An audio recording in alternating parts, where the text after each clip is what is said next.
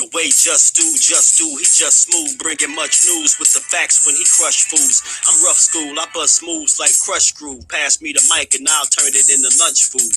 Just cool, but talk slick and he'll punch dudes. Cowards get the message and they hush like chumps do. You can bring your whole bus crew plus two. TWT is astronomical, you comical. You a fool if you think we'll ever honor you. Them other channels ain't shit, no abdominal. This the face of new media, fuck a Donahue. You see my giant crew, we shine like a diamond do. If any trolls disrespect, yo, we finding you. We all surrounding you, it ain't no reminding you. He already done surpassed what you trying to do. So quit the fake smoke, you suckers better take notes. When you step into the chat, you better wipe your feet. Hit the like and keep your comments short and sweet. My homie just not a joke, you don't want a war. Plus a deep boxing IQ, you don't want to spar. He broadcasted from Jersey, so we straight. Put you deep in the dirt, that's why they call this the Garden State. You seem tough but not a threat like a garden snake. We not scared of you, we chopping off a head or two. Mark your calendar, remember what we said to you. It's no option, it's just do boxing. Mark your calendar, remember what I'm telling you. It's no option, it's just do boxing. Word of mother. TWT. We in the spot. LDBC. What's good, people? What's good, man? What's good, man? That was, again, man, big shout out to my bro Judah Ben, man. Judah Ben Israel for hooking your boy up with that dope ass track right there. Them original, fresh, good bars, man. What's good to the family, though? What's good with y'all? Little Wise, what's good? My sentiment the same, bro. G5, what's good with it? You know it. This one gonna be a little different right here. This one right here, it ain't just boxing related. You know, we gonna have a conversation or two, man. You know, appreciate to my bros. First one's in the building. Skywalker, what's good, man? Dang, that TWT, man. Shit look spooky, man. Appreciate my good brothers pulling up, man. You know, this live right here is just motivated by some of the things I listened to. Yeah. Did y'all hear it, man? Let me play this joint again, man. Judah did his thing with this, man. I just gotta find a way to convert this file over so I could save it to my joint. E Ortiz, what's good with it, bro? Appreciate you for pulling up. Yeah, man.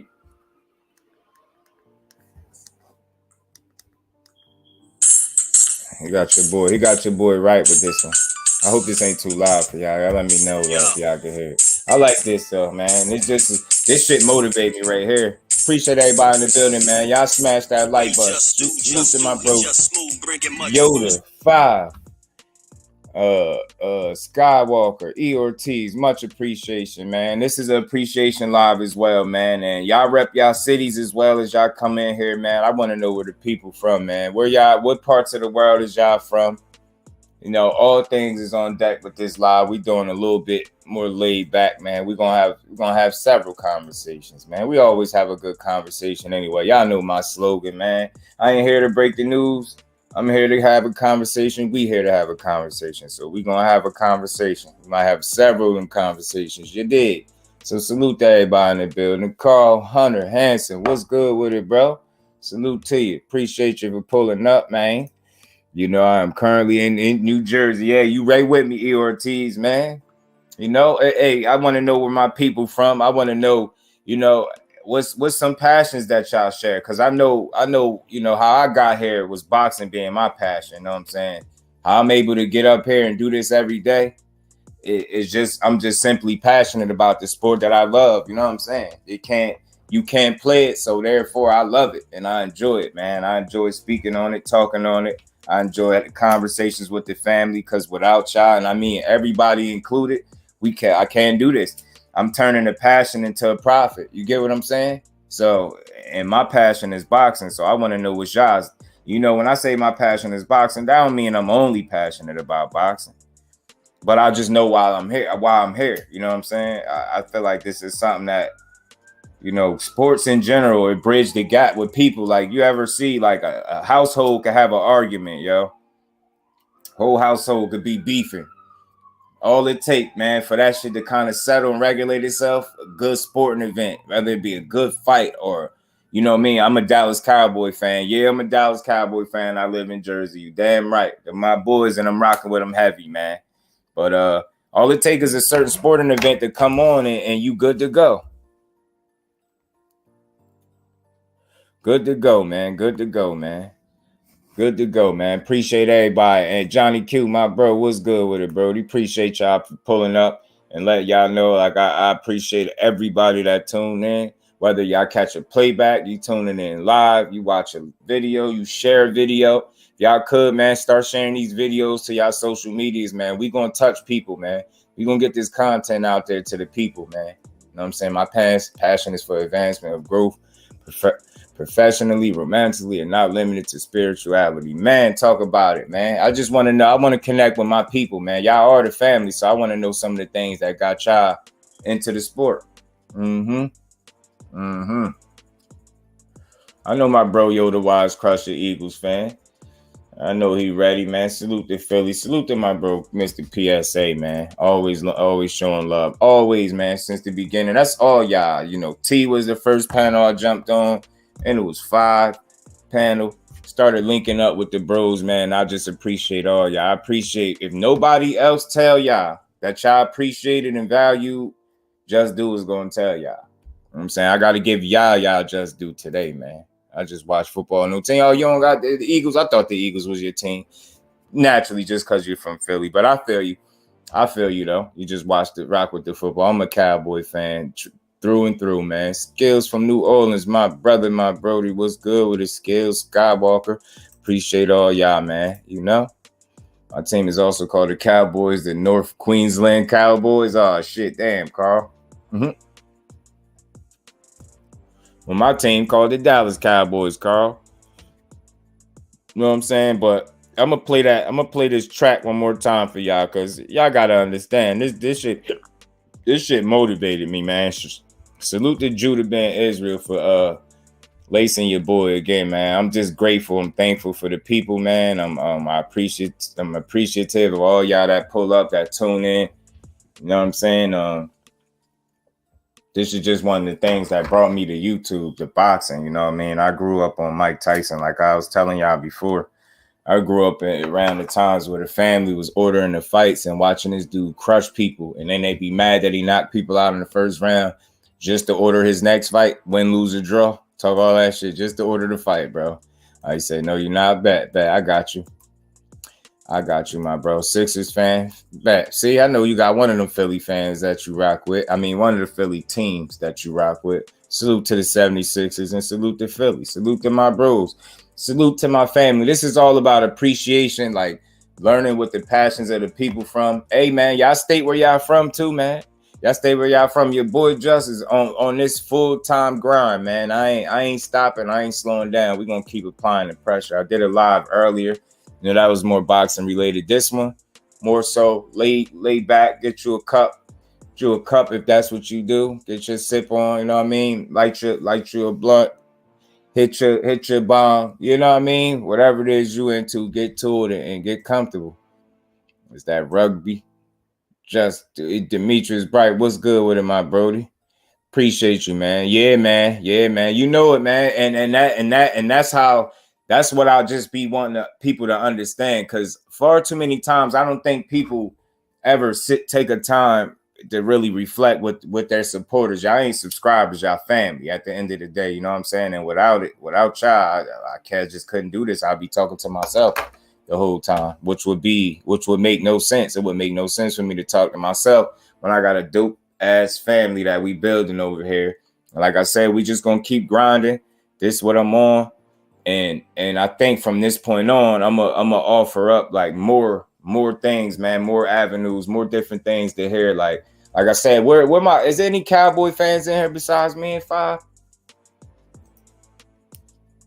So much appreciation, man. When you point out, when comments like this, I don't just read them like, I appreciate that, yo.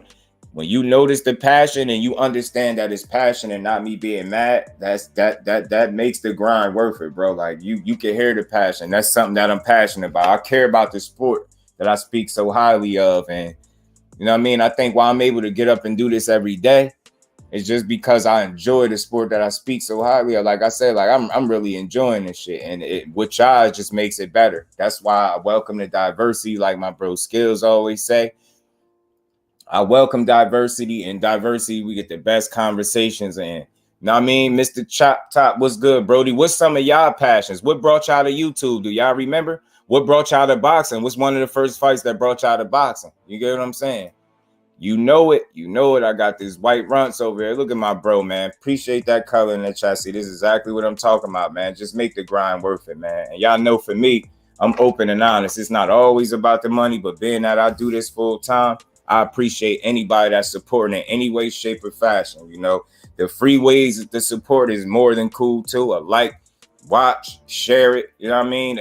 It's all appreciated the same. You know what I'm saying? But the color in the chat just go a long way because it just put me in a position to get up and really do this shit. You know what I'm saying? And I have no problem doing it. Like, I'm going to keep doing this for the people. We're going to keep grinding. We're going to keep growing. We going to keep notice. We going to keep having these good conversations, man.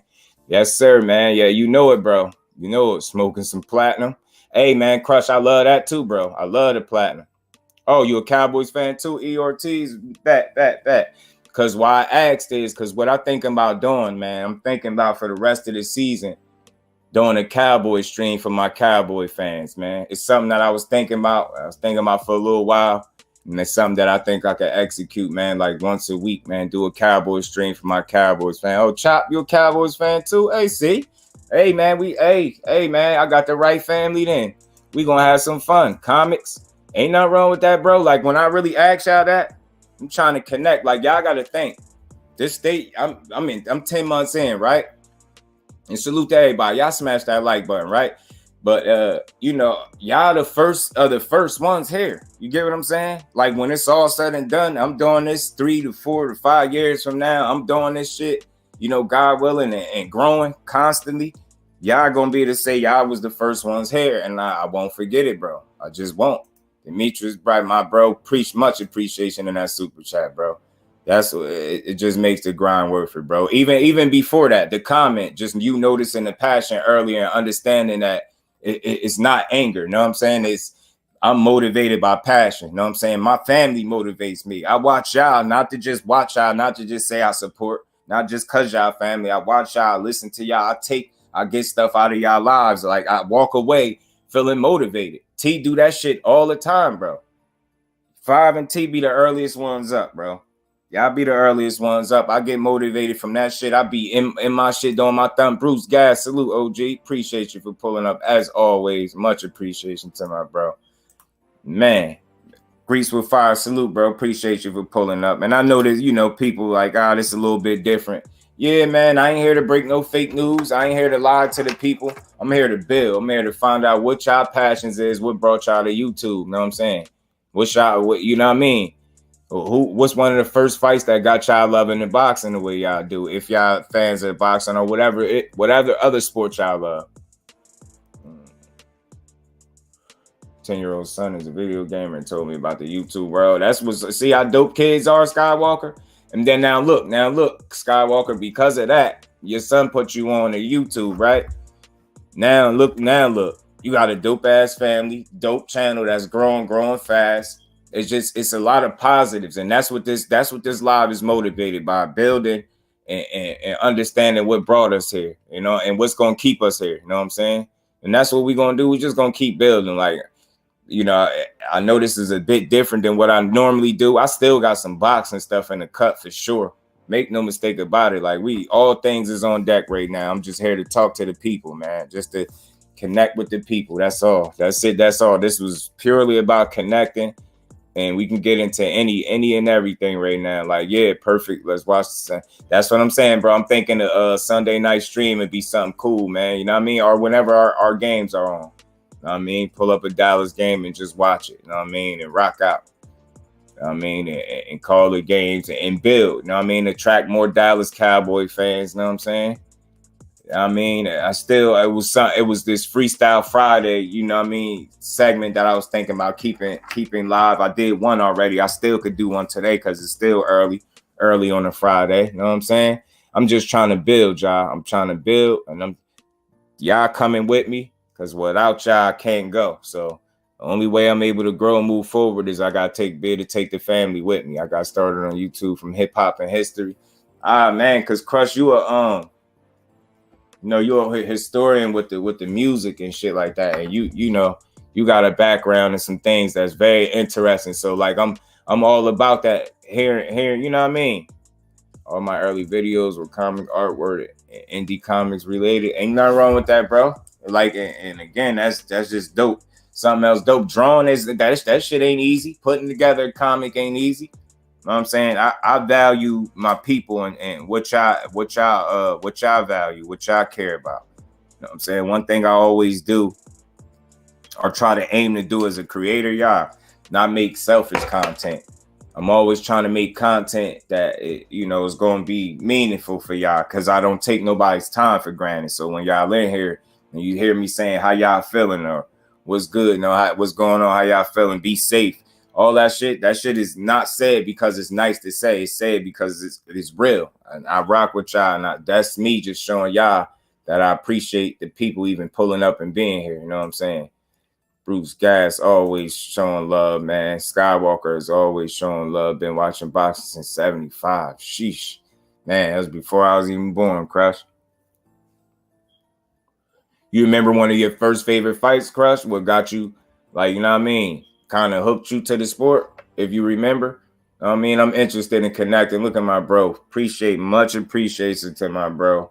Skywalker in that super chat, man. Throwing some more color in the chat, man. Again, this is what it's all about. This is not just what it's all about, but y'all showing love, y'all showing support is why I'm going to continue to grind. That's exactly why. You know what I'm saying? I'm going to continue to push and try to be quality each and every time out, man. Because y'all matter to me. Like I said, man, it was dope about this YouTube space is, it's a number of different things that could have brought us here. But at the end of the day, it's like we all know boxing well enough for us to connect off that. So again, my content and my energy is centered and based around building and having productive, meaningful conversation. You get what I'm saying? I'm on a mission, man, to push a different energy out here, a different content creating. You know what I'm saying? Something that y'all all, when y'all get off of here, or anybody y'all know that listen to boxing and they looking for some good content. And again, it ain't gonna just be boxing. I'm looking to do some football streams too. So that's just one other area, because I love my Dallas Cowboys, even though they the reason why I got this gray in my beard, y'all. That's Dallas. Some of that is Dallas' fault, y'all. Johnny Q, my bro, what's good with it? Appreciate you as always pulling up. I'm on the younger side of the YouTube. Kind of was a part of our childhood, teenage years, for real. Word. You know what brought you here? You know what brought you to YouTube, bro? And if boxing, what boxing fight got you, you know what I mean? What turned you on? You know what I'm saying? What got you loving boxing? What's good, man? Mr. Aggressive East Side 512. What's good with it, Brody? And man, y'all rep y'all cities, man. Where the family from? Where some of y'all from, man? Hey, Dave Ben, I've been stressing this the past few days trying to get a job. Applied to a few right now. Hey, man, conversations like that, bro, is on deck. Is on deck, man. Because again, like I understand, every now and then you might need to decompress from boxing. You get what I'm saying? And there's nothing wrong with that.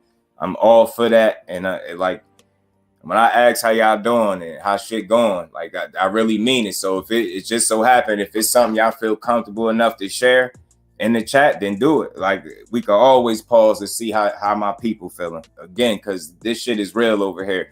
I'm one of the most authentic dudes up here. I don't really like to have to state that. I really like to show it, but sometimes it is necessary. I think right now is one of them times, man. I'm just a different, genuine dude. So when I ask how y'all doing, I mean it. Like, cause there's all types of shit going on in the world. That's why I appreciate y'all being here. Then there's all types of shit going on in the world aside from boxing. So that I understand too. But I'll tell you, hey man, I'll tell you this. And I'm assuming I'm 36, bro. So I don't know if I'm older than you or not, but I will say this, a piece of advice. Not saying you need it, but you family in here, so I could speak to you like this. You know why you shouldn't stress it. And I understand the stresses and why anybody needs a job. Don't stress it simply because it's like when you stress, That's like East Side, bro. That's like saying you betting against yourself, right? And if you had to put your money on anybody in the world, I'm pretty sure you'll put your money on yourself. You'll bet on yourself, right? So it's like stressing is like betting against yourself. It's almost saying you betting against yourself. It's almost indirectly telling self, I ain't gonna find a way to figure this out. You get what I'm saying? And that's not what you're doing. I'm pretty sure you smart enough. You know to bet on yourself. If you don't bet on nobody else, bet on yourself. You dig what I'm saying? Always bet on yourself, bro. Always. You know what I'm saying? And then again, I'm of the mindset. Anytime you got a situation and a problem, something that you're dealing with that's affecting you directly, anytime you making it an effort, you use every day to make the days count and not count the days. You getting up every day to do something about the situation is the reason why you shouldn't stress. Now, if you sitting around and you sitting by idle and not doing anything different to change the situation, just stressing about it, then that's something different. But anytime you getting up every day to try to change it, now how you saying you apply to a few, that means there's effort there. That means you ain't stop at the first one, you ain't stop at the second, you kept going. So just keep going, bro. Keep your head up for sure.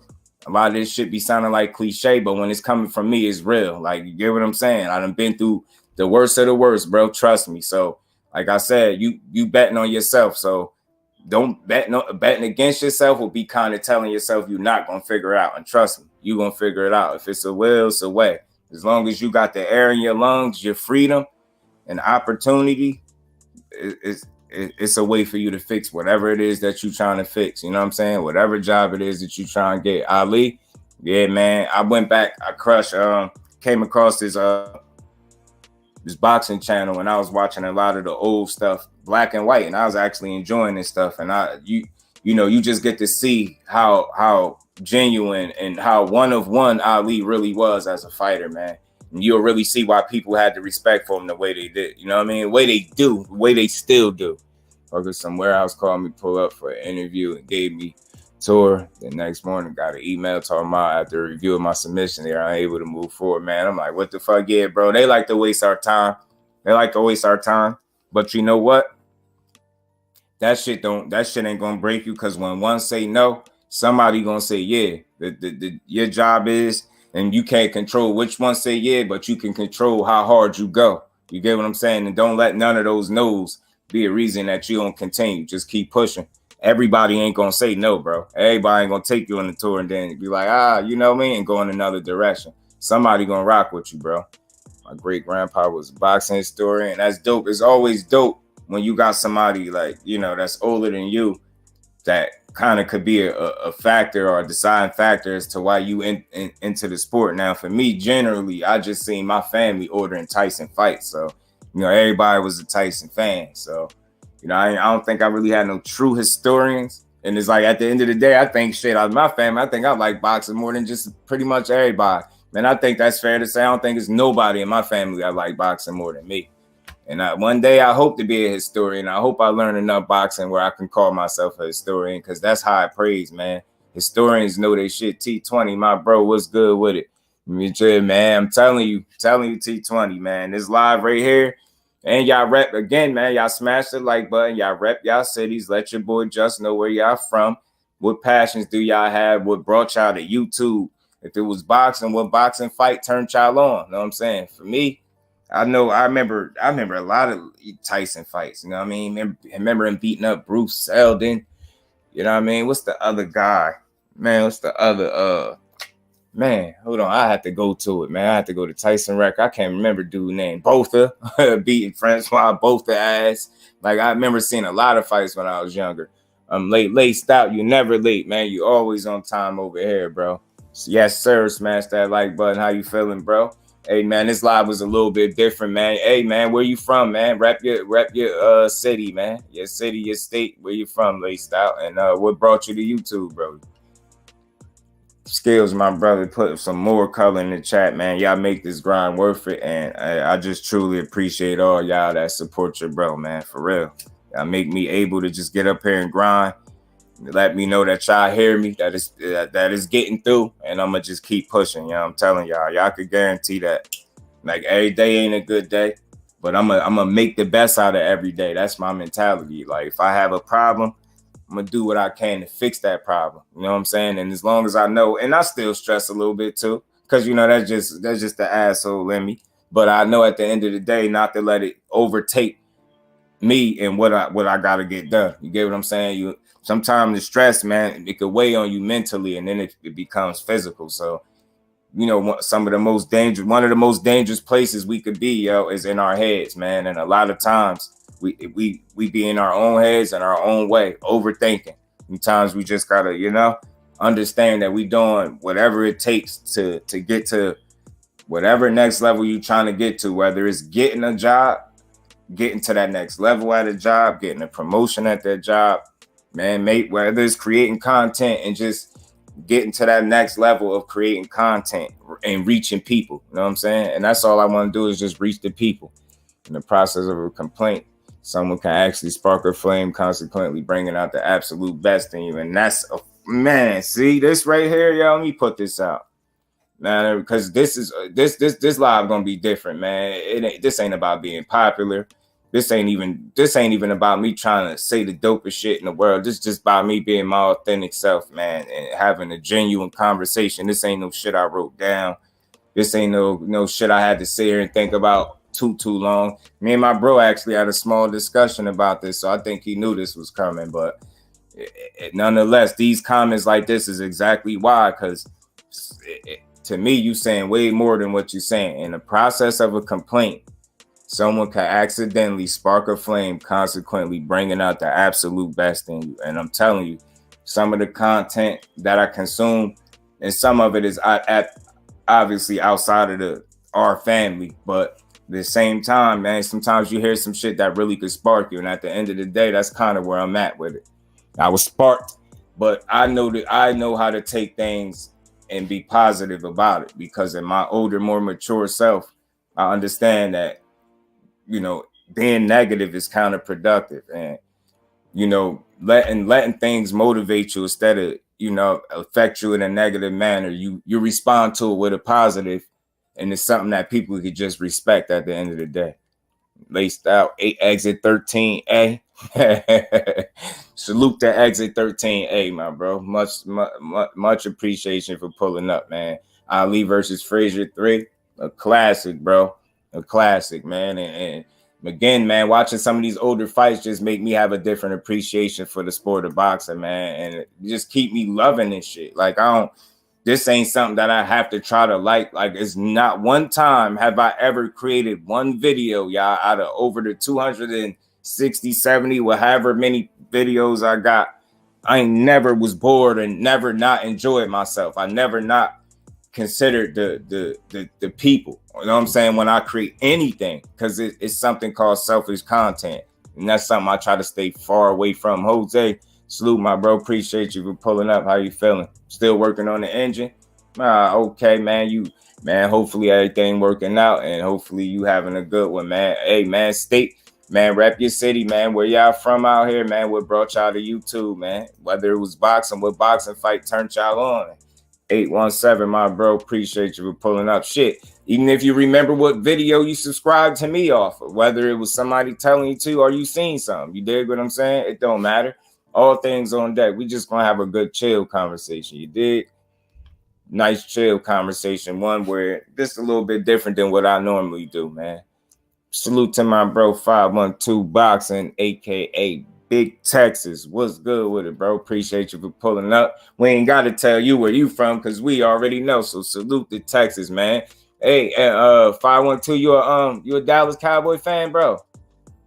Man, that's why I fuck with this channel. Now, yeah, bro, and I appreciate that. And this is exactly why I'm a trend in that direction, because that's what it's about. When I'm able to reach somebody, and some people say that, like, believe it or not, I've heard comments like that from one of my first lives, bro. Like, for real. So it's like, I take heed to that, and I take it the right way. I'm never going to take that for granted.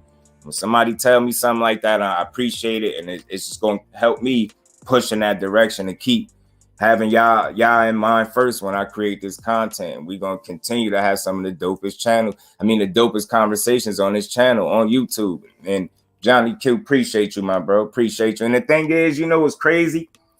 How people say they not in competition with nobody but themselves. That's really me. I am the epitome of that. My family are all motivation. I will never compete with the family in no way, shape, or form. And I said this before, TWT is original. It's a one of one. It formed organically. I think people could hold their own individually. I just think it's so much doper that we found a way to take what's considered to be individual creativity and people just being dope and combine that into something that's gonna be dope and be able to touch more people as a whole. It's just something that I'm gonna always be appreciative of for sure. Two power heads on 300 Yamaha elbow. Whoa, that's that mechanic talk right there. Meeting my childhood hero at the end of the month is gonna be a big deal, and intimidated to speak with Iron Mike. Oh, you gonna meet Iron Mike? That's my favorite heavyweight, first favorite heavyweight. You know what I mean? The other one is obviously Deontay Wilder. Y'all give me 2 seconds. Let me open the door for my baby girl, y'all.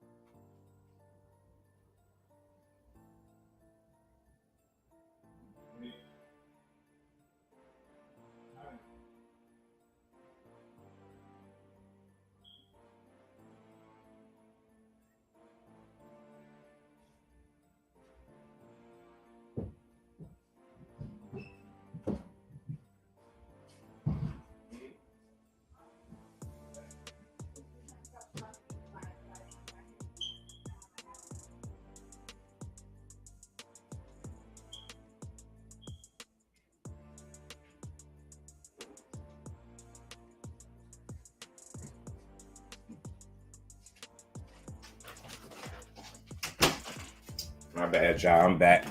That was baby girl right there, Skywalker. Salute to all the fam. Y'all smash the like button if y'all haven't. That's dope, Skywalker. If you gonna meet Iron Mike, tell Iron Mike JusDue said what's good, man, and tell him to come by, swing by the platform, man. We all men at the end of the day. Shit, why not? It ain't impossible for Iron Mike to come holler at one of his long-time supporters. Salute the 8172. Appreciate you for pulling up, my bro. If I ain't salute you, pardon me. Try and find ways to make yourself valuable to your community. It's money all around you. Man, it's a fact, bro. And again, you know, to me, like, that's just say more than what you're saying. It's like, to me, you say that and I hear you and I agree. And it's like, that's where my mind is at. Like, whatever it is that I'm participating in and putting my time and energy in, try to be an asset while doing so. Because you know what I'm saying? And that's like you say valuable. So to me, it's like, in being an asset, that's value in that. You get what I'm saying? Not being a liability, just being an asset to whatever you are a part of. You get what I'm saying? If I'm a part of this TWT family, try my best to be an asset or a piece of motivation for the people, a real family member, somebody that you know you could rely on and you could rock with. You know, as far as being a content creator, just trying to be the best version of one that I could. Like, when I really do this shit, I never do this shit with the intent to try to outdo or show somebody up or, you know what I mean, be that guy. I just try to be myself. And I don't even try to be. I'm just myself. And I try to be the best version of that for that day. You get what I'm saying? And all days ain't going to be the same. But the effort is always going to be the same. What I'm going to put into it is always going to be the same. I'm going to always shoot for the absolute best version of myself when I'm doing this. Like, some people might not think it, but yeah, man, I ain't just, you know, abusing the fact that, like, it's a couple days straight I ain't do a lot, but that don't mean I wasn't working. Doing a lot more videos. As a result, I got some positive results in terms of more supporters. You know what I'm saying? People got about 20 more supporters that joined the family. You know what I'm saying? I got a video that hit a couple thousand views, and, you know what I mean, and getting attraction and stuff just. It's still trending up. I ain't satisfied. I'm a long ways for where I'm going. But we, when I say we, I mean it. We really gonna get there. Just watch what I tell you, man. The work will be put in. And it won't be half-assed. I truly believe any live I go live and you're gonna be able to get something out of it. because what I put into it is going to be authentic. It's going to be legit, and it ain't going to be half-assed. You know what I'm saying? I think I'm solid at what I do because I give a fuck about what I do, and I'm not in it to try to outdo nobody. Like that's why I say why some people be on YouTube. What are you doing this shit for? Are you doing it because you truly love it, or are you just doing it? Lady Deuce, appreciate you, Queen. How you feeling? How you feeling, love? Appreciate you stopping through as always, being one of the biggest supporters. Just like the rest of the family, I smashed the like button. And this live is all about appreciating y'all, man. Appreciating the people. You know what I'm saying? Skywalker nuts that job, yeah, man. Gotta give it to him. Skywalker be on with that, bro. Just letting the sandpaper. Okay.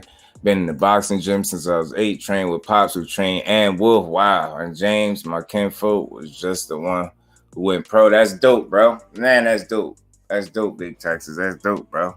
And salute to Ann Wolf, man. Salute to Ann Wolf for real. Salute to your Pops, too. He had you in the gym since you was 8. That's dope. James Kirkland, salute to him, too, man. For real. AJ, what's good with it, AJ? Appreciate you for pulling up, bro. What's good with you, man? Feel free, man. Y'all feel free to rep y'all cities if y'all haven't. I don't want to be corny with it, but you know, your boy rep y'all cities. Let me know. Let your boy just know where y'all from, and you know what I mean. What brought y'all to YouTube if y'all could remember shit? What brought you to boxing if you could remember?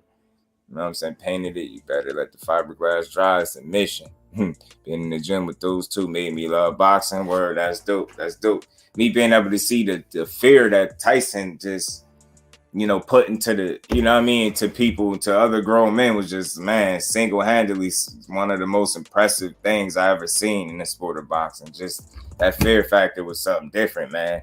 And, you know, as I've gotten, you know, even from there, I wasn't even a diehard. I was more casual than young, watching, you know, just watching Tyson and knowing about Tyson. I know about Holyfield, Lennox Lewis, and, you know what I mean, everybody knew about Ali, but as I got older and been able to understand the sport more, my love for it grew. So, like I said, when I get up here and do this, I'm definitely passionate about it at all times, bro.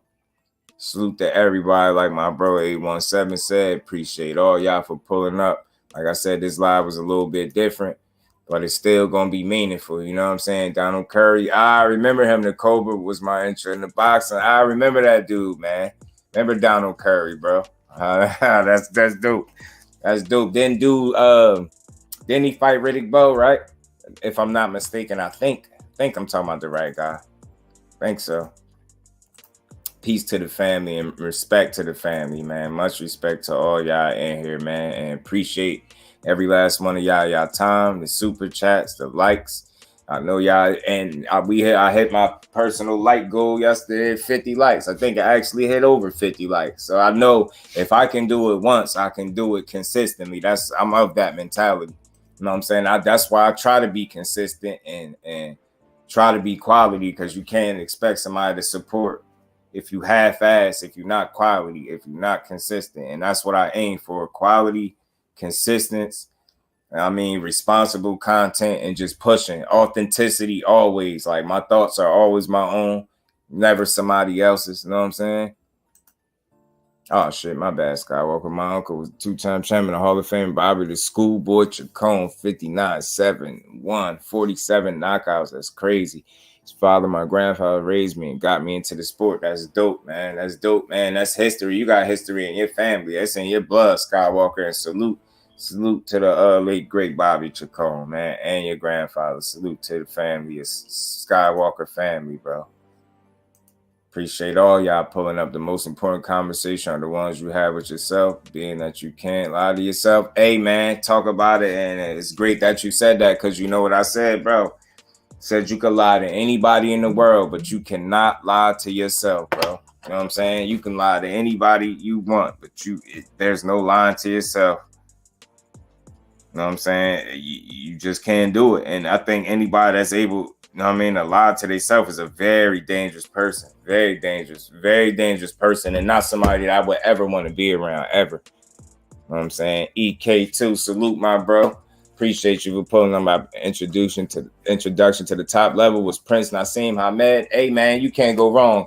Yo, the Wise Crush said the link. Absolutely, Brody. Say no more. I got y'all. Let me open my door again. My bad, y'all. Pardon me. I appreciate y'all patience, man.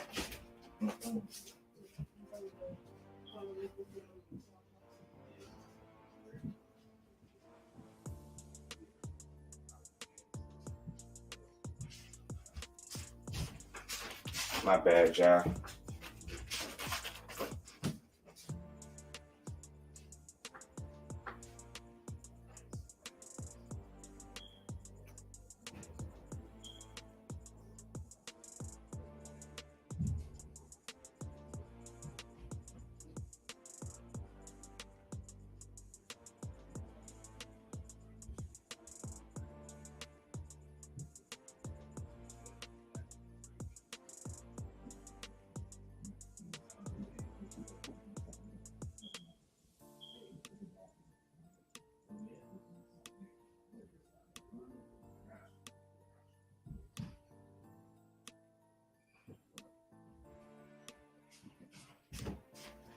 My bad, y'all.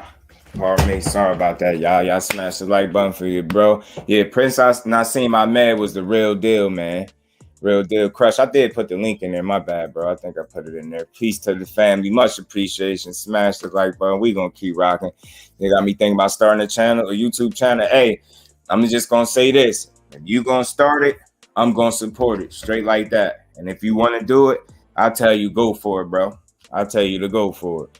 Foxworth, Texas, now residing in the burbs, the colony. Salute to Foxworth, Texas, man. Salute to 817 too, man. Appreciate that. And it ain't like I'm trying to get the low on y'all, but just rep y'all cities. Like, remember, man, it's gonna be these first lives, man. It's gonna be something in the archives, man. I ain't gonna forget the people that was here from the very beginning. You know what I'm saying? That's why I'm asking that. Yeah, that is dope, Crush. That is. With Tim Witherspoon, Riddick Bowe, and Mitch Green will be there too. Oh, that's all dope, man. Salute to all them as well, man. Enjoy yourself too, Skywalker. You know what I mean? You know what I mean? Let the fellas know TWT rocks with boxing. You know what I'm saying? We support boxing. We are an asset to the boxing community because we authentic. You know what I mean? We call a spade a spade. We be honest. We real. You know what I'm saying? So appreciate y'all, man. Fate, salute, my bro. Appreciate you for pulling up, man. Rep your city, Fate, as you come in here if you want to. I ain't trying to get y'all low, but I'm trying to, find out where my people are from, man. Bruce Gas will be there too. Okay, Bruce Gas, that's what it is, OG. Word, that's what it is, man. That's what it is, man. Look at the people showing love to the OG. See how the family is? Everybody rocking with everybody. Them Texas brothers been putting in work. Yeah, man. Salute to Texas, man. Salute to Texas. And again, for my Cowboys fans, man, what y'all thinking about these Sunday streams or these Cowboy streams, man, when our games come on. I have to follow the season for the rest of the, you know what I mean? But closely, but we'll be calling these games, man. And it's all about growing and keep putting out this content, man. And what I told y'all with the people, we gonna get where we need to be, man. I'm trying to tell you. Bruce Gas, Boxing Jazz, and more. If that's the driving distance, I would go in person, but I have to send a link to Tim Jr. that day. Going to be a bunch of legends. That's dope, man. That's dope, man. That's dope. Salute to Texas. Ashley's Corner. Salute to you, Queen. Appreciate you for pulling up as always. Bump that. People are jealous when you're doing bad. People for real, for real. If you don't feel love, then it's fake. Hey, man. Man, talk about it, man. Talk about it. And again, one thing I learned with this shit, I'm learning really how to take things and just be motivated by them. And instead of reacting, you know how people say match energy? I was of that mentality, but it's like sometimes matching energy could be a waste of energy.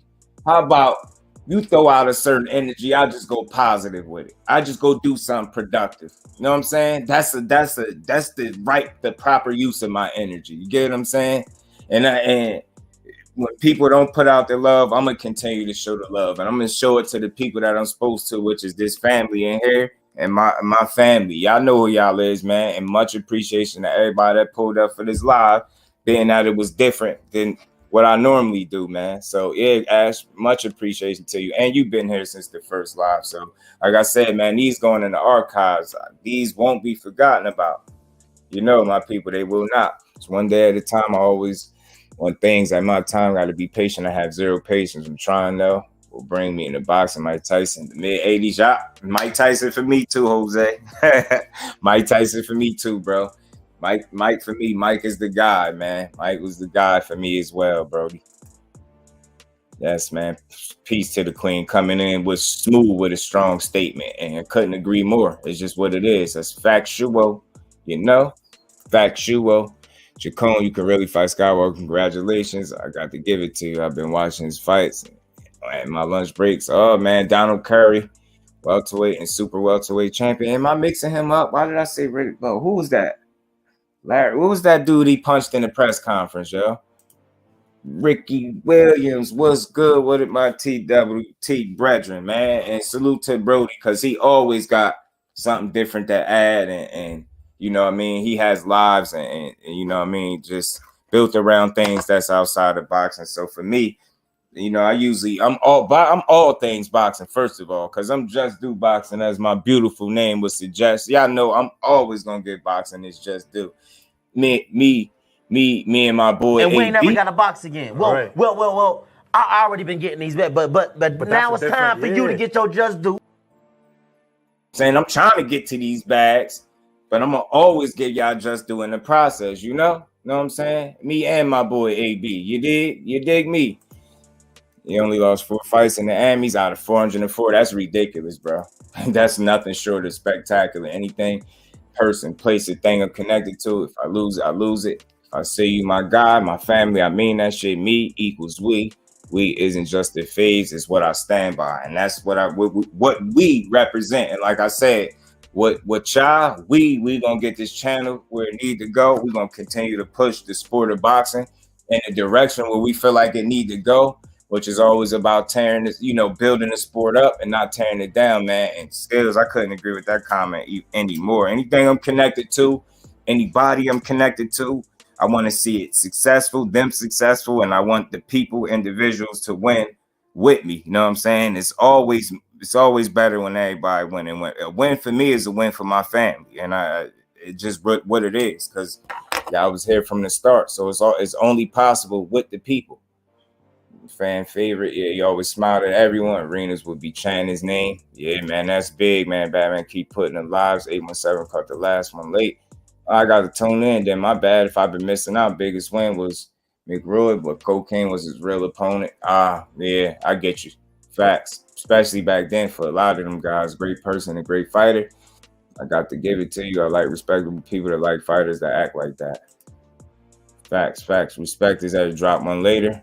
That YouTube ain't easy. Equals TW. Make it look that way though. That's why, I'm telling y'all, man. And I used to be looked at as an angry dude, bro. That's why I think I got so much gray hair. Some of it's stress, some of it hereditary, some of it is wisdom, man. But man, we do, and it's not easy. And we gonna continue to push the needle, man. It's really some real different energy. It's a new family on the block, y'all. It's a new family on the block. To kill it to the drugs. Yeah, the drugs ruined a lot of careers too, man. Kinda Loco, busiest man in the world. Salute to my bro. Always showing love, always pulling up. Much appreciation to you, bro. How you feeling? Kurt, my bro, what's good with it, bro? Appreciate you for pulling up. Just having a different life, telling people to rep their cities. What brought them to YouTube? And if it was something in boxing, what brought you to boxing? For me, I always say, I told you I was Tyson. I grew up watching him intimidate people and knock people out early. You know what I'm saying? I also seen him take some losses, and I hated Holyfield and Lennox Lewis till I got older and realized how good those dudes was. When I was young, you couldn't tell me nothing. You beat Tyson, I ain't like you. I ain't like you. Beat my guy, I'm like, hell with that big head dude, man. And Lennox, man, I'm like, man, hell with Lennox Lewis, man. He should have knocked him out. Bruce, I'm going in person. I'm down. Doing my meet over the internet. That's dope. Salute to my bro Kurt. Appreciate you for pulling up, Brody. How you feeling, man? I know. Peace to the family. Appreciate all y'all. Yes, fuck. We do the Texas niggas different. Yeah, man. Salute to Texas and salute to my bro A1 Hoop Zone. It's anybody that's a basketball fan. If y'all ain't subscribed to the bro, y'all missing out, man. Bro gonna keep you up to speed, man. And his commentary nice and smooth. His delivery is smooth. His information is up to speed, man. So if y'all want to stay up to speed with your basketball, definitely want to tune in to A1, man. Tune in to A1. Tune in to all the family, man. We got something for y'all, man. You know what I'm saying? Salute to all. I'm eating this oversized pizza. Salute to you, bro. Miss Joette, appreciate you for stopping through, Queen. How you feeling? How you feeling? He went to school with his brother, and my uncle took me to see him train. I was hooked. Telling you, ain't no energy like that boxing energy, bro. OTB, you in here? Did I miss OTB? I hope not. Yeah, Kano killing them interviews, man. He killing them interviews, bro. Definitely, man. Telling you, it's just a lot of dope content going on around here, man. And you drove your car home today, fixed. That's good to hear, man. Salute to the Queen, Ashley. Peace to the family. Loving it. Y'all didn't know I love Ashley's Corner. That is all. Yes, man. Much respect to the Queen, Ashley, man. Always showing love. Yes. Yeah, bro. I ain't stopping full time with it, Rob, man. I'm going full speed ahead, man. Like I said, I think I'm going to do some Cowboy streams moving forward too, man. For my Cowboy fans out there. I know it's a lot of us. I ain't stopping. Appreciate you for pulling up too, Rob. Rep your city or your state, Brody. Where you from? Larry Donald. Okay. See, I wasn't too. Yeah, that's who it was. I knew it was something like that. Yeah, man. I knew I had it wrong. Appreciate that, Bruce. Appreciate that, OG. I had that wrong. He got pieced off on. I always say he was a lightweight. That's why you need OGs. Facts. That's why. See. And when it comes to this boxing, it's not that I don't understand it. I understand boxing enough definitely to talk about any fighter anytime, but it's different with the historians and the OGs, man. Like I came into this game knowing I don't know it, understanding I don't know it all. So I'm always trying to learn something. It don't matter what it is, man. He was actually undisputed with that win versus McRoy. I'm at 120 and 25 minutes. 120 and 25 in the amateurs. Damn, that's a good ass record, bro. Salute to you, Big Texas, bro. Looking for the fighter ratings last night. Ricky Williams, did you fall asleep? I figured Ricky had a long day. I swear, the minute I seen it was past a certain time. Hey, Rick, did you find your glasses, bro? Because I was thinking about you. I said, man, I wonder did he find his glasses? Because ain't nobody trying to stare at that screen. You know, I'm a full-ride character, man. I need my spectacles when I'm reading anyway. Definitely when I'm reading. Fun times, man. Salute to you, bro. I'm glad you enjoyed it, man. Glad you enjoyed it and you here to tell your story with your boy, man. I figured it was a long day, bro. Lady do.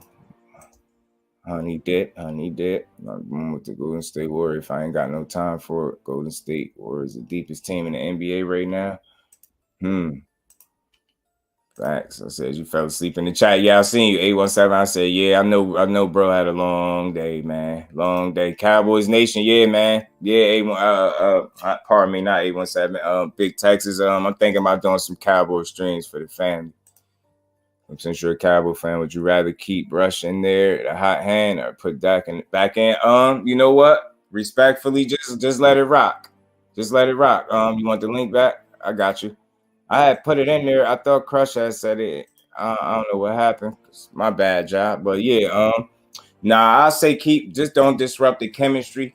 If they rolling and Cooper Rush hasn't given you a reason to remove him, just let Dak take his time healing and make sure he 100% when he back and just rock with the high hand. You know what I'm saying? Just let him rock. You know what I'm saying? Just let him rock. I had to play that clip from the Marshall like 8 times to understand what she said. I'm bad at understanding that UK accent. I was in the air with the phone to the ear. You found him, bro. That's why I like to hear it, because from one to another, you know, I as soon as you said it, I see you pat down. I said, damn, I felt it for you, because I said I lose my glasses. The anger that's going to take over me, I'm going to be a kid. My life would have probably been ended immediately. I lost them like, God damn it. But glad you found them, bro. Glad. And whenever you boot that fighter ratings up, I'm going to make sure I get over there to it, though, bro. So appreciate you coming through. As always, appreciate you pushing out fighter ratings. Something dope, just creating content, just being a dope person, man. Dope, man. Everybody in here dope. Ghost, what's good with it, my bro? What's good with it? Rep your city. Where you from, Ghost? Where you at, Ghost? Where you at right now? Peace to the bro, man. Hey, Jay. salute to the family. Appreciate all y'all. Y'all smash the like button. But yeah, man, this live was a little different. Like I said, I just wanted to yeah, man, real shit though. Telling y'all, man, like, look, man, me, I don't stroke egos. Like, I don't. If I say something, I fucking mean it, yo. If I say you dope, that's just what I mean, man. I don't care who don't think it. Like, I don't care. You know what I'm saying? Dope is dope, and I make sure I try to make sure I tell all y'all every opportunity. I've been told twice. And said, man, it's a long one. Yeah. EK2 salute, bro. What's good with you? Marshall is from the Tyneside there called Jordy's. Cowboys all day long. Yeah, let's go, bro. We gonna do it. I'm gonna do some Cowboy streams, man. Family, I'm gonna do them, bro.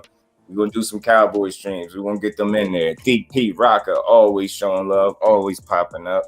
Always much appreciated when you do, bro. I know you be working. See you putting that work in the gym, man. Salute to you. You make my skinny ass want to get to work. I swear you made me want to get down and start doing some push-ups again, man. For real. I'm telling you. That's why I be motivated in different ways, man. When they shooting them down. We shooting them down. Oh, them birds down. Doing surprisingly well, man. That's why I say stay with the hot hand, man. Cooper Rush give you a reason. If to rush his ass up out of there, rush him up out of there. But other than that, let Cooper Rush do what he doing, and I'm cool with it, man. Yeah, man. I'm glad all y'all in here. Appreciate it's 28 people in here from my count. Hopefully all y'all smash that like button because I know y'all all rock with your boy, and we gonna keep building, man. Like I said, this one was a little laid back. Wanted to make sure everybody know they much appreciated out here. Make sure y'all understand that I'm full time with this shit and I ain't slowing down. You know what I'm saying? Trying to get, man. Hey, we here when you get it together. When you get it, because we know, you got other stuff going on and you ain't forgetting about us. We know that. We gonna be right here when you get it right, bro. I mean it. So I mean, whenever you figure it out, we here for it. Cooper ain't beating the Eagles. I know y'all hate Dak, but it's the reason he had backup and they squeezed the last one out. They squeezed that one out last week. I say that all the time, bro. I actually appreciate Dak because to me, I'm of the belief like he's the man for that job. You get what I'm saying? He's the man for that job. How is he not? Like, you get what I'm saying? And I'm just not a fan of panicking and jumping shit the minute some shit get a little rough. For the quarterbacks, like I went through that with Romo. You know what I'm saying? Now it's like you're going through that with Dak. And I understand is what have you done for me lately? And I get all of that. You know what I'm saying? Even ETB, salute to Keon, everything boxing, man. We was having a little chop up, man, and he gave his interesting perspective and saying, he felt like Dak is inaccurate with some of his passes, like he just not accurate like that.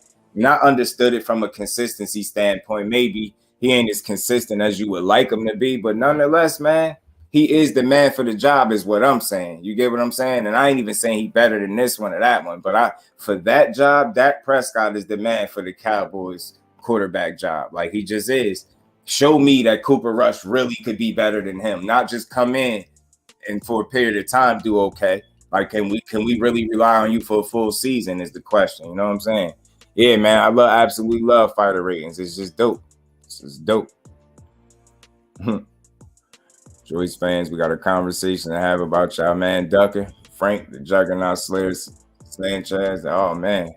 Know why he got that cardio? Oh, shit goes on his ass. I'm going to root for them no matter what, but I don't think Cooper beats him.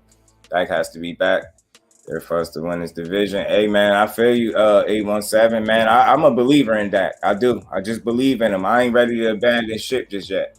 I ain't saying nobody else is, but I'm not ready to abandon bro yet. I just ain't.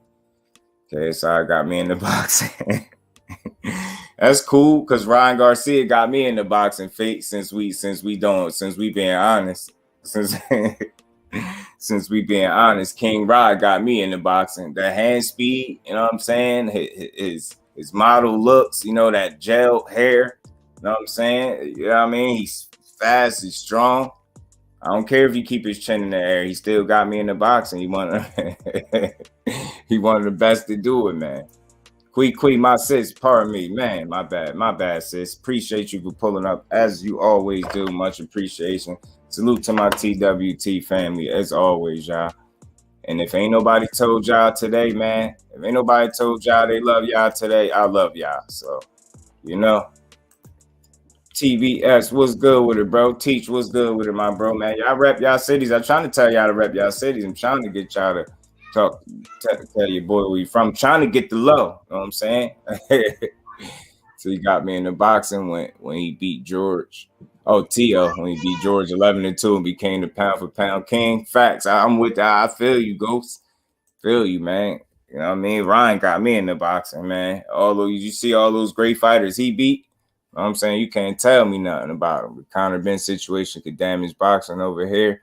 Drastically, are you from the UK, bro? Salute to the UK. Yeah, man. Conor Ben bogus. I cooked on that situation a little bit earlier because Eddie Hearn, I don't know if y'all seen that little slick movie try to pull with the group, linking her name in a situation, talking about she ain't being tested. What about Savannah Marshall? Don't bring the group into that because Conor Ben got caught trying to get pregnant or whatever the hell he was up to. Yes, much appreciation to everybody in the building. Y'all smash the like button if y'all haven't. TBS, what's good with you over there, bro? Man, what's going on, my brother? What's good with you, man? Man, I had to pull up on you real quick, man, just to say what's up. Always appreciate it, bro. You know, man, mi casa is su casa, bro. Hey, I need you to pull up on my channel today, man. I'm gonna go live at like 6 p.m. Pacific Standard Time. 6. So, were you? What's that, like an hour? Huh? Just like an hour? Where you at? DC? I'm in Jersey. So it'll be 9 your time. Oh, nah, okay. Nah, no doubt. I could swing that for sure. Yeah. So yeah, it's Friday. Man, chop it up with your boy, man. Definitely, man. Anytime, man. Anytime somebody reach out and telling me to come chop it up, man, I appreciate the invitation and I will be there, bro. And I make time for the family, man. You show love, I show it right back. I will be there, bro. God body news, salute, bro. Hey, man, y'all told y'all to rep y'all cities, man. Y'all ain't got to tell me y'all damn address. I ain't looking for your social security. You know what I'm saying? And who else the Cowboy fans? I told y'all I'm thinking about doing some Cowboy streams, man, following the rest of the season out. You know what I'm saying? Johnny Q, what's good with it, bro? He said Winky Wright got me in the boxing. That's why EJ, my favorite today, remind me of that Winky Wright, but more athletic. I get what you're saying. Yeah, Winky was a bad boy, man, in his day, for sure. Appreciate you adding that, man. That's what I'm trying to tell y'all what got y'all here. Jack is the man for the job to be fired from. Not even Cowboys fan, but that nigga, dude, man, hell no. Hell no. Y'all ain't doing my man like that. Listen, I ain't saying he no Tom Brady. He ain't no Peyton Manning. He ain't none of them. He ain't no Aaron Rodgers. He ain't no Patrick Mahomes. He is Dak Prescott. And I really do think he the man for the job. Now, if they can show me that it's a better man for the job, I'm not against it. But a lot of times being a Cowboy fan, I find myself in situations where a lot of people don't want the current quarterback, but they don't really have a solution as to who's going to replace the guy. You get what I'm saying? I'm not against any change, but to abandon them without a real plan is ridiculous. Kind of like how they dumped Dez off to the side. Just released them, they ain't get nothing for him, and then ain't had a heartbeat, ain't had a passionate player on their team like that since his departure. That's making me say it's time to move on. Yeah, not yet. I mean, because shit, I think he did more good than bad. And he ain't had a losing season yet.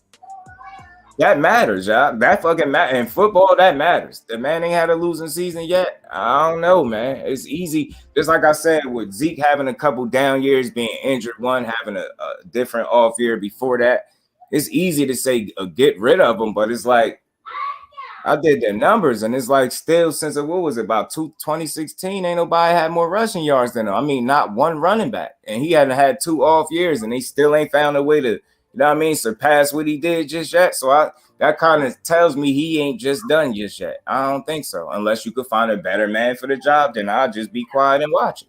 But I don't think so. Steven Shaw last fight yet? on TBS. He asked if you seen Big Shot Shaw last fight yet. EJ more dynamic, yeah. Facts, Johnny, and more athletic, just like you said. That's the heavyweight, right? Yeah, Big Shot Shaw. Yeah. No, he cool. I mean, he can't fuck with Jerry Anderson though. Doreen Ben, the IVF champ. Who's that? Pasadena. Are you going to the Wilder fight this weekend? Salute to Pasadena. You said, huh? Am I going to the Wilder fight? Are you in South Jersey or North Jersey? Me? Yeah. I need to be going to the Wilder fight, but I ain't properly planned to go there. I just didn't. I don't know why that kind of slipped me, and it's only at the Barclays Center. And that's a nice spot up in there. Mark Nash, salute, bro. Appreciate you for pulling up. Much appreciation. Salute to Pasadena too. I need to. You going? So I'm going to the Lomachenko fight because Troy Ozzy's on that card. You should pull up to that joint. Where Loma fighting at? Madison Square Garden, Little Hulu. Ain't that the 15th? Oh no, that's October, ain't it? The 29th? Yep. Roma fight. See, that's different. I probably could plan for that one and make that one, man. Because I almost forget I got to try to make as many fights as possible. I'm glad I made Shakur fight, and I made that last minute.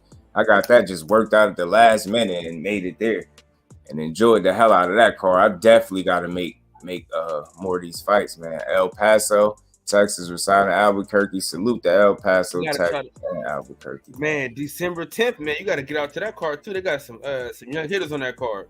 Yeah, man. I definitely got to start linking with some of y'all for real. So I got to sit down because I'm a organized person. I hate like last minute stuff. So I got to make sure I sit down and start looking at these fights that's in reaching distance for me. That ain't too crazy for me to get to. I just gave you 2, so get on a damn job, man. Yeah, man, I got to. Nah, for real, I appreciate that. I'm glad you. Hey, man, let me know. Look, because this is what I'm on, man. This is what I'm doing. This is how I'm here. This is what brought me here. My passion for the sport. So anytime I can find a fight or get to it, man, it just ain't no energy like that, man. I was like a kid in there, and it'd be like your first fight sometimes all over again, depending on who you watch. Yeah, see, me and you are different. I'm not a planner at all, bro. I just do shit. You know what I'm saying? I just do some shit. Pop up. You know what I'm saying? You're a planner, man. So shout out to you. Yeah. I be trying to, man. Randallstown, Maryland in the building. Salute to Randallstown. On the hands, TV. Salute to you, my brother. Behind the hands, my bad, y'all. Let me speed it up, man. I don't want to miss nobody. That motherfucker was winning is the man for the job. I mean, shit, for right now, it's easy to say that now. But look, A1, I ain't with disrupting the chemistry. If he ain't create a reason or situation where he should be moved, just let him do what he doing and let Dak heal. He'll be back when he need to be. You know what I'm saying? So yeah, just let him do his thing. You know what I'm saying? Because not having a losing season yet is saying something in football, and you got some guys in there that just way worse than Dak to me, man. You're gonna make me do Haney versus 140 live like I did with Ryan. That's dope. Do it, and I'll be there. I'll join the panel with you. Let's do it, Ash. I'll definitely join. I'm with it. I'm with it. 817. What's good? Eat St. Louis. 6 man. Man. My fucking dog. What's going on, man? What's going on, JusDue? What's good with it, bro? Peace to you, Mark. Appreciate you pulling up, my bro. Proud of y'all. And the movement is growing and the rapid pace. Facts, man. That's what this was all about, man. Lifting the people, connecting with the people, and showing every last one of y'all in here on the panel, too, that y'all appreciate it, man. I'm telling you, man. Y'all make it worth it. Y'all make the grind worth it. And that's why we ain't stopping. I'm applying pressure, man. I got a lot more work to do. Trust me. 10 months in, I'm just scratching the surface. Just scratching. Don't watch basketball. Hey, fam, I just slid through because I wanted to shout out, again, Batman, you know what I'm saying? Since we got Gary Antonio going this weekend, we'll see the Russell family again, and I just want to see him progress. I want to see what kind of work he got. What you think about his matchup? Ain't it a rematch, right? Facts. It's a rematch from the headbutt. Yeah, but I think he's gonna do work, man. These dudes are very intelligent.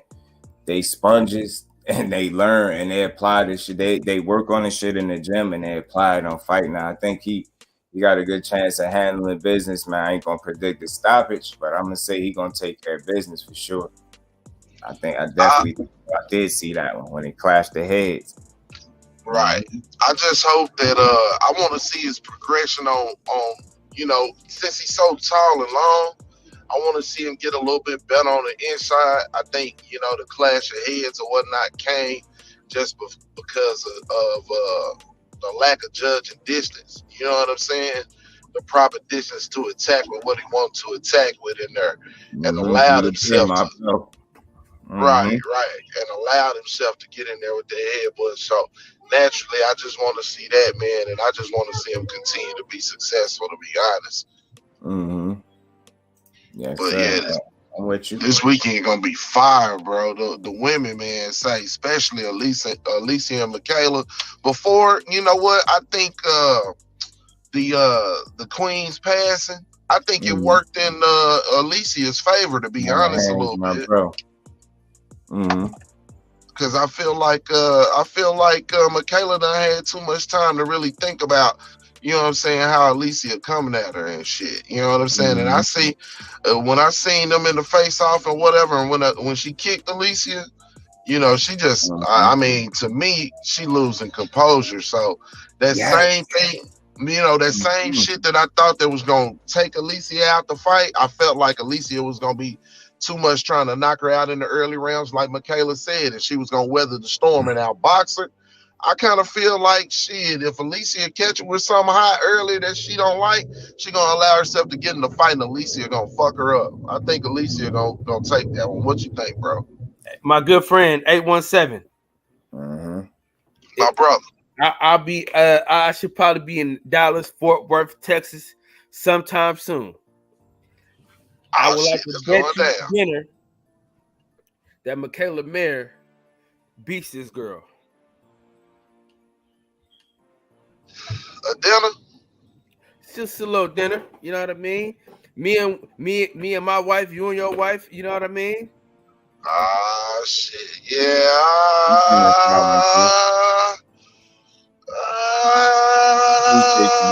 We on for it. We on. All right. Yeah. So probably, me and her probably gonna go to Dallas for her birthday in November. Bet. Yeah, fuck, that's what we're gonna do. Cause she ain't been to Texas. Body work. Wanna go? So shit, that's what we're gonna do. We on for it, then. It's all good. Alicia gotta hold it down now. Real talk. But I think it's gonna be a great fight. I really do. I think Michaela got all the stuff she needs to beat Alicia, but I just feel like she got something on her, bro. Listen, I'm gonna tell you this, man. I only seen Alicia Baumgarten the fight one time, right? This thing called Proof the Concept. I've seen Michaela Mayer fight a lot of times, and she's fought a few different style type of fights.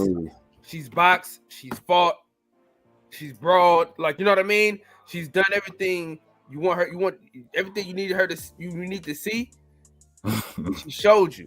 And her corner is just better. I do agree she has some advantages. I agree. I think I've seen her fight in tougher fights. You know what I'm saying? But really, I haven't seen her feel threatened like she feels threatened with Alicia. She truly feels threatened. You know what I'm saying? By the way she's reacting to me. The whole kick thing, man, that was extra. And I've always felt like Michaela was in more control. I felt like Alicia was the one who wasn't in control of her emotions and herself. You know what I'm saying? And I felt like that would play out in the fight. But the way she had the belts on her arm, she couldn't push her. So she, a little Spartan kick, get your ass on. Yeah, I hear you, but I'm just saying, I think that like I said, with the Queen's passing and the fight being delayed, I think it gave Michaela a little more time to think about what Alicia was trying to do with her ass, and I think she in her head, bro. That's just me. The same thing I saw playing out with Serrano and Taylor. I felt like Serrano was gonna try to go too hard because she was at home in front of her people, and she was gonna get gas. Same way Deontay got gas when he was trying to fight Fury that third time. And I kind of felt like it was gonna happen to Alicia too. But that delay, I think it worked in her favor, man. I think we're gonna see Alicia handle business. Yeah, I think they sleeping on her boxing ability, man. I think they just banking on her. They thinking she just banking on power and athleticism. I think her athleticism might be a little underrated too. I don't know. That might be part of the reason why I'm leaning to her to pull it off. And I'm aware that this is a pick'em fight and a 50-50 type fight. And I'm aware that the both of it, you know, she got Al in her corner, Michaela and Alicia got Tony Harrison, who's shown to be a damn good trainer with her. He's doing damn well with her. She just looked polished and very fluid, man. It just depended on the strategies for me. It really do. What's the game plan gonna be? You know what I'm saying? The fights, they ain't got that much time. So that fight, I see it starting one way, and then once it starts, it's gonna go. Once they go, they're gonna go. I ain't saying it's just gonna be a drag them out type of dog fight, but I think they're gonna go. I think they're gonna go at it, man. There's too much animosity between them women. They do not like each other, man. And what's good with it, bro? Appreciate you pulling up. And it's like, yeah, that little kick move, man. she looked really like outside of herself a little bit. Looked a little uncomfortable too, man. She can't handle that confrontation. She letting it get her out of her zone. She gonna be in trouble. City, what's good with it, Brody? Baumgartner versus Mary. Yeah, that Plant Darrell fight is another animosity fight, man. There's some animosity fights this weekend. You feel me? Yeah, I said it. I did a live on it. I said real beef. It's Plant Darrell, it was Shields and Marshall, and it was Baumgartner in there. To me, the only way them beefs get settled, ain't no mediator could come in, no moderator, no none of that. They got to fight, and even then, they might still not like each other, but I think at least they could get it off their chest with a fair one. A fair one will help a lot. Maybe they at least be able to respect each other when it's all said and done. But not Marshall and Shields. Shields is not gonna like her. See the way she was talking to her. That little accusation she made, or did y'all catch that? Yeah. I said, man, nah, punch on her. I hope she stop her to the body. I swear I do. Either way, I just want to see her put hands on her, but if she was to stop her to the body, I'd be happy. No lie. I haven't been this excited for boxing in a fucking long time. You feel what I'm saying? I always said it. A good problem to have is too much boxing in a way. Like, at least that's a good problem to have in a way, man. Just which way you want to turn. But are these fights going to overlap? Shit, as long as Deontay Wilder knock out Helenius real quick, we got the rest of the night to watch Devin Haney put hands and feet on Kambosos. Facts. I think Dale Ringwald's supposed to be like in between 9 and 9:30, something like that. It depends on where you at. Yeah, Central for me. Same shit. I'm in the H. Yeah, I want to answer that question right there on the screen. Yeah.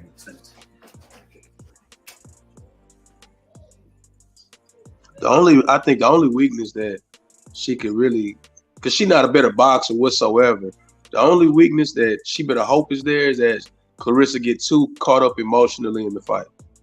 Outside of that, I mean, was she bigger or taller? But Clarissa gonna beat this girl up, man, for 12 rounds. If she can get her to exchange more than 2 or 3 punches, Clarissa gets wild. So if she can get her comfortable to where she's throwing 3 or 4 punch combinations and step away from that 3rd or 4th one and laying something big, that's her only shot. Other than that, she's going to get her ass whooped. But like I was saying, to my point, that would only happen if she too emotionally tied to it as opposed to sticking to her game plan. But she about to get beat up. I mean, there ain't no way around it. If I know you've been talking crazy and they've been building you up for, I don't know, 10 years, that been festering in me, dog. You know what I'm saying? I gotta handle this hoe. You know what I'm saying? And it's built off a lie too. Yeah, man. It ain't even legit. Mm-hmm. You know what I'm saying? It'd be one thing if she stopped Clarissa or beat the brakes off of her or whatever, but that wasn't the case. Mm-hmm. And they try to erase history. You can't, man. It's on YouTube. I keep telling for anybody that did not see it, man. Y'all go take one peek at that fight. Y'all gonna see that they built this off. She got robbed or whatever. She got robbed. She got robbed. She got robbed, but at the same time, this girl here, amateur career unbeaten in reality. She should have, and that's impressive as hell. The girl's whole career is predicated on that robbery, though. That's the dangerous part for this girl. If she doesn't beat her, no one knows who's Venom Marshall. Hey, A1. No, hey, I'm gonna say this. No, I don't see it. No, I don't. But I think it might be some other things to that as well. You know what I'm saying? But that's something I said I wanted to chop up with D Free about before. That was something I tried to talk about. Because that's something I noticed as well. But you know what I'm saying. But out of respect for D Free, you know what I'm saying. Out of respect for D Free and out of respect for the family, you know what I'm saying. It was something I didn't want to pontificate or speculate on. But that's definitely something I noticed as well. You did. Opulent LDTV, my bro, what's good with it? Appreciate you for pulling up as always. Savannah gonna be holding all night. Mark my words. She ain't gonna be. I'm telling you, man. I just can't wait to see her get hands put on her. Savannah don't respect Shield's power. The fight could be interesting. AB, my bro, what's good with it? AB, yeah, the fight gonna be interesting. Anything Clarissa Shields participate in is gonna be interesting. She's just so damn smart, man. I seen more patience in her last fight. I understand that opponent ain't Savannah Marshall, but she was so patient, and the way she was going at that girl body. All this pillow-fisted stuff, man. Did y'all see that girl? She did not enjoy the body work that she was getting. And speaking of body work, salute to my bro, body work that just popped up, man. But she was tearing that girl body up. She was down there running from that. She did not want them body shots, yo. And I really think, and this is not me being just a fan of her, I just truly believe this. If they had 3-minute rounds, I think Clarissa Shields would have more knockouts. I ain't saying she'd have knocked everybody out, but I think she had more knockouts. I really do. She was getting house arrest after the Marshall damage or beat her ass, man. It's Clarissa Shields undisputed in most divisions right now at the same time, or am I thinking? Nah, that's her. She I always say, I got a little saying, she like walking history, man. She turning history into her story. Every time she get in the ring, it's something to talk about. You know what I mean? It's just like more history every time she get in. All right, A1. Appreciate you, bro. Yeah. Appreciate you, A1. But yeah, man, this is a good time for boxing right now, and I personally gonna enjoy the action, man. I'm gonna enjoy it, man. I'm interested to see how Wilder gonna look. I just can't wait to see that. How you think he gonna look, Just? I think his approach. I think he would look to get some rounds up under him. I could see that. I'm interested to see what he's gonna implement in the actual fight that he's been working on. Because I'm of the mindset if he's able to implement 20, 15, 10% of what they've been working on, I think that's a problem for anybody that's in front of him, man. Hellenius, I know he ain't gonna lay down, so that should make the fight interesting. But I see Wilder. Hellenius style make it for me like a matter of time. You know what I'm saying? It's just a matter in that fight. It's just a matter of time. Mm-hmm. He gonna be available to be hit. It's gonna show up. Mm-hmm. Or he worked with Wilder so much that he, you know what I'm saying? I mean, it can't. It is a matter of time in that fight. And I want to be respectful of the challenge that's in front of Wilder, but I also just want to be realistic too. Yeah, bro. I think a lot of people just banking on him to just be a so much lesser version of himself based on the last time y'all seen him in the ring, and I think that's where the miscalculation could come in. Yeah, it's like I think it's more reasonable to bank on him knocking him out than Wilder just being so far off from himself. You know what I'm saying? Like we've seen him just eviscerate people with that right hand, man. I think we get a more controlled and patient Wilder that, just kind of go back to the basics of, using that long ass jab that he got that people need to be reminded that he definitely got. And he, just don't telegraph the right hand. Like I noticed, looked like they was working on not telegraphing and kind of hiding the right hand and not just being right hand happy. And I'm telling you, for any second, Helenius forget that damn vibranium is in the ring with him, he gonna be asleep. Even if he don't forget, I think, like you said, I just think it's just a matter of time. And is the fight gonna be competitive? I think so. It can, but still, I'm going with my boy. Helenius already felt what that's like. I mean, in training for Ortiz, if I'm not mistaken, he dropped his ass. I mean, I mentioned that to Tay, and he just laughed at me. You know what I'm saying? He didn't want to confirm it or whatever. But again, look, man, I love Deontay Wilder. Boxing can't never give Deontay Wilder what they owe him. You know what I'm saying? The way that they treated him when he was doing this thing, you know what I'm saying, was terrible. And it seemed like, they did everything to bring him back. So he don't owe boxing shit to me. I'd love to see him get it in. You know what I'm saying? Again, I'm always gonna be praying for his health and for his safety. But he don't owe boxing shit, man. The boxing can't give him what he gave him. Facts. Mm-hmm. I don't think people really understand to be on that level and receive that kind of scrutiny, how much pressure that is. Dude is I'm gonna say this and piss people off, but with his choices away from the ring, they put him in a different kind of lane than the average fighter. And I think people that criticize him don't identify with him in that particular lane. So it's just convenient to do so. Mm-hmm. But I think he means a lot more to the sport than what people like to give him credit. Right. Some of the things he took on his shoulders just by virtue of him being himself. He made himself a target to motherfuckers who naturally wouldn't even pay attention. Right. That's why the Tyson Fury fight became bigger than boxing, bigger than the sport. And that's why more eyes got onto it because of the things he took on his shoulders. But you can't naturally do more than be whoever the hell you are. You know what I'm saying? So by virtue of Deontay just being who he is, all of that came about. But that's more reason why people love him too. Win, lose, or draw. Right. Mm-hmm. Mm-hmm.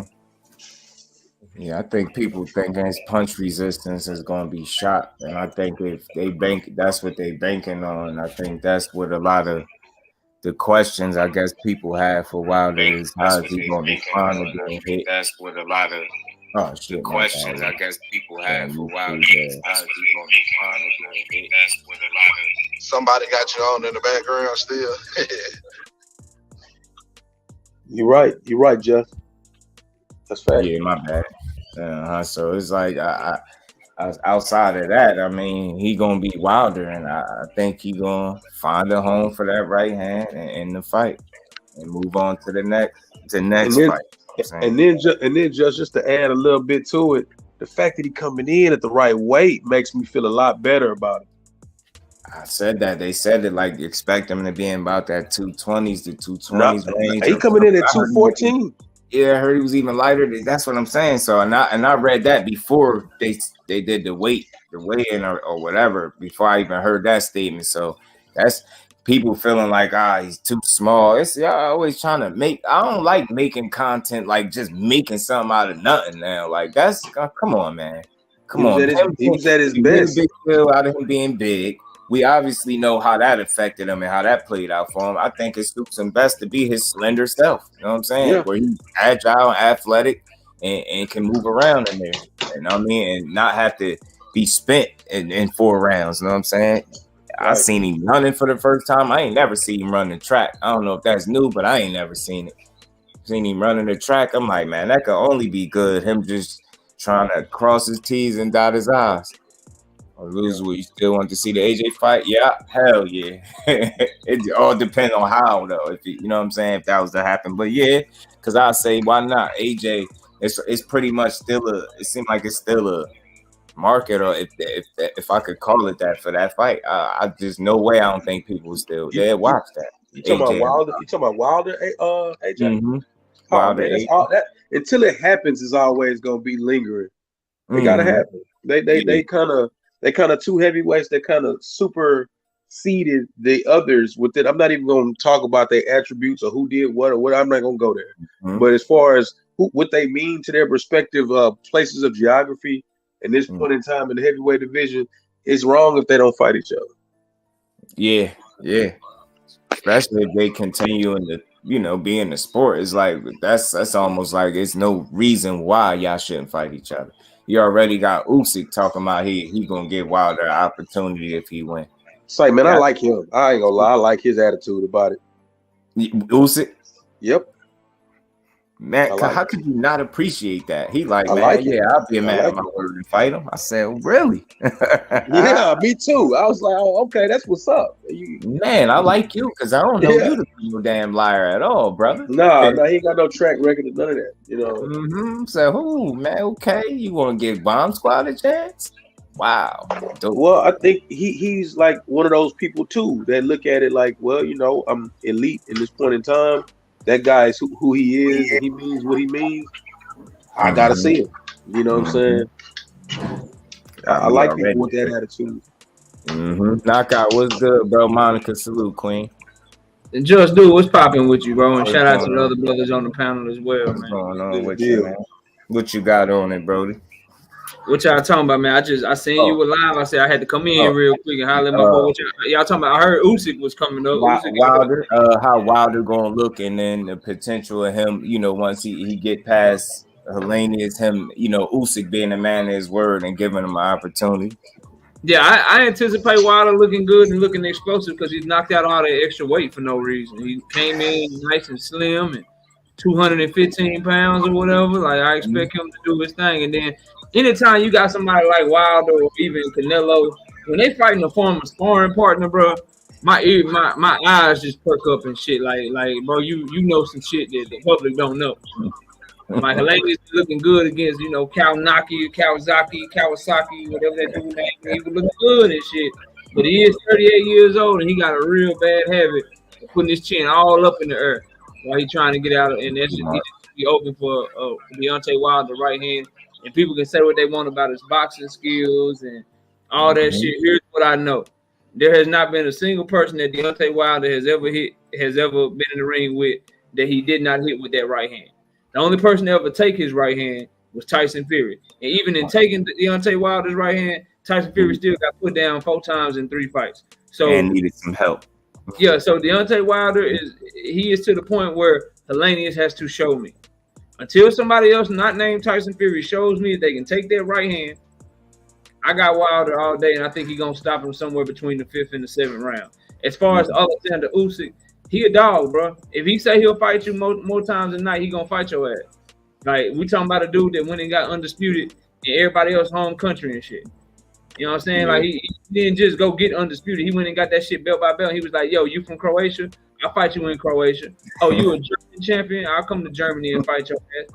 Oh, y'all made the pound for pound list, and y'all made it because y'all wanted to know what people would do if they was a heavyweight and how they match up against the heavyweights. But how about I just go actually be a heavyweight? How about that? I don't want no hypotheticals. I'm just gonna go be a heavyweight, and then I'm gonna go beat his ass. I'm gonna beat the unified champion. I'm gonna beat his ass in his home country too. By the way, I'm gonna go over there. I'm gonna beat his ass in his home country, and I'm gonna take his belt. So if he say he'll fight you, bro.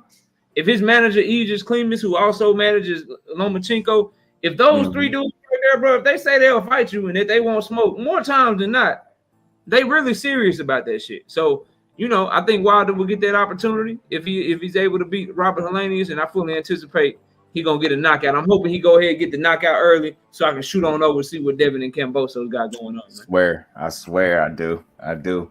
Shake a couple rounds off, loosen up, and spark his ass. Tay, salute, Queen. Appreciate you in the super chat. How you feeling, Queen? Yeah, but yeah, I'm with you, Naka. I just want because this a weekend I want to catch all of this action. I really do. I don't really want to miss absolutely nothing if I don't have to.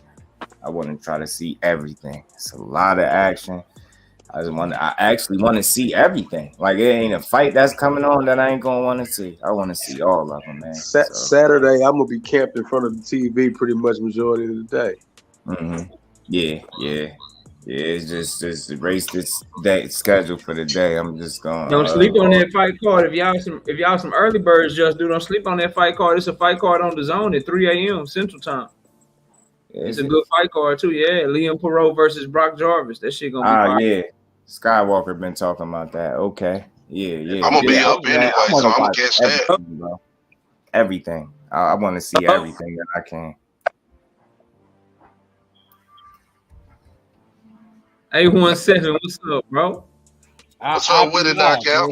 I should be live at that time, so man, we might do some commentary on the shit. So might as well, bro. That probably gonna be action packed, Kyle. It's gonna be a like the way that them two fighters fight, like it's gonna be a good ass fight, bro. It's gonna be a good ass fight. It's gonna be fun to watch. Where they from, knockout? They Australians. It's the zone's first ever Australian card. They trying to battle. They got a women's fight on that card too with an Australian lady that she been boxing for a long time, and it's a young champion that's giving her a shot. Real talk, right? Knockout. I think so. I ain't gonna lie to you. With all the cards, the only fight that I studied from that card was the main event. All my time, they got some good fights on there. They got Brock Jarvis, Liam Paro, of course, the main event. They got some females. I think they're prospects. The whole card's pretty much all undefeated prospects or people with like I think the whole total record of losses is 3 losses on the whole card. So it's a pretty good matchroom card for Australia. Trinika Johnson, I think it's Trinika Johnson. I can't remember the Australian chick, but it's Trinika Johnson. It's a title fight. Hey, JusDue, did y'all see Michaela Mayer try to kick? Kick. I just talked about that, bro. What you think about that? My bad. I didn't mean to bring it back up if y'all already. No, it's all good. Cook on that shit. Why she trying to kick her, bro? Like usually, you know what I'm saying? They push each other, or they might throw a little, open hand slap or some shit. She tried to like kick her. Your feet is supposed to be on the ground. She had all her belts in her hand. Listen to Kyle. She had all her belts in her hand. So Kyle said it's all fair. Kyle. She losing them all, bro. Yeah, he do. Usyk accuracy is crazy, but shit, I really feel like I believe what Andre Ward said. I do feel like I said this, man. Usyk, the good thing for Wilder in that fight is Usyk ain't no insane puncher. And I think it's reasonable to believe that Wilder could last and go the distance. So I think, and the longer it go, you got to tell Usyk has to be perfect. Just show me a fight where he was perfect and he didn't get hit. That Joshua fight, that rematch was tough for him. I'm telling you, I think that right hand will find the right home on him. And I don't think he make it out of that fight. He could be as competitive as he want. I don't care. Like I've seen Wilder just get outboxed at the round and then clean your clock. We seen it with Ortiz too. We seen it. So I mean, look, as long as he's upright, he's dangerous, man. Like, hey, just hindsight being what it was, I rewatched all those fights with Tyson Fury. It seems like the weight kind of affected Deontay a little bit because he was trying to compensate for being way smaller than he added unnecessary weight, and I think that affected his stamina a little bit. 100%.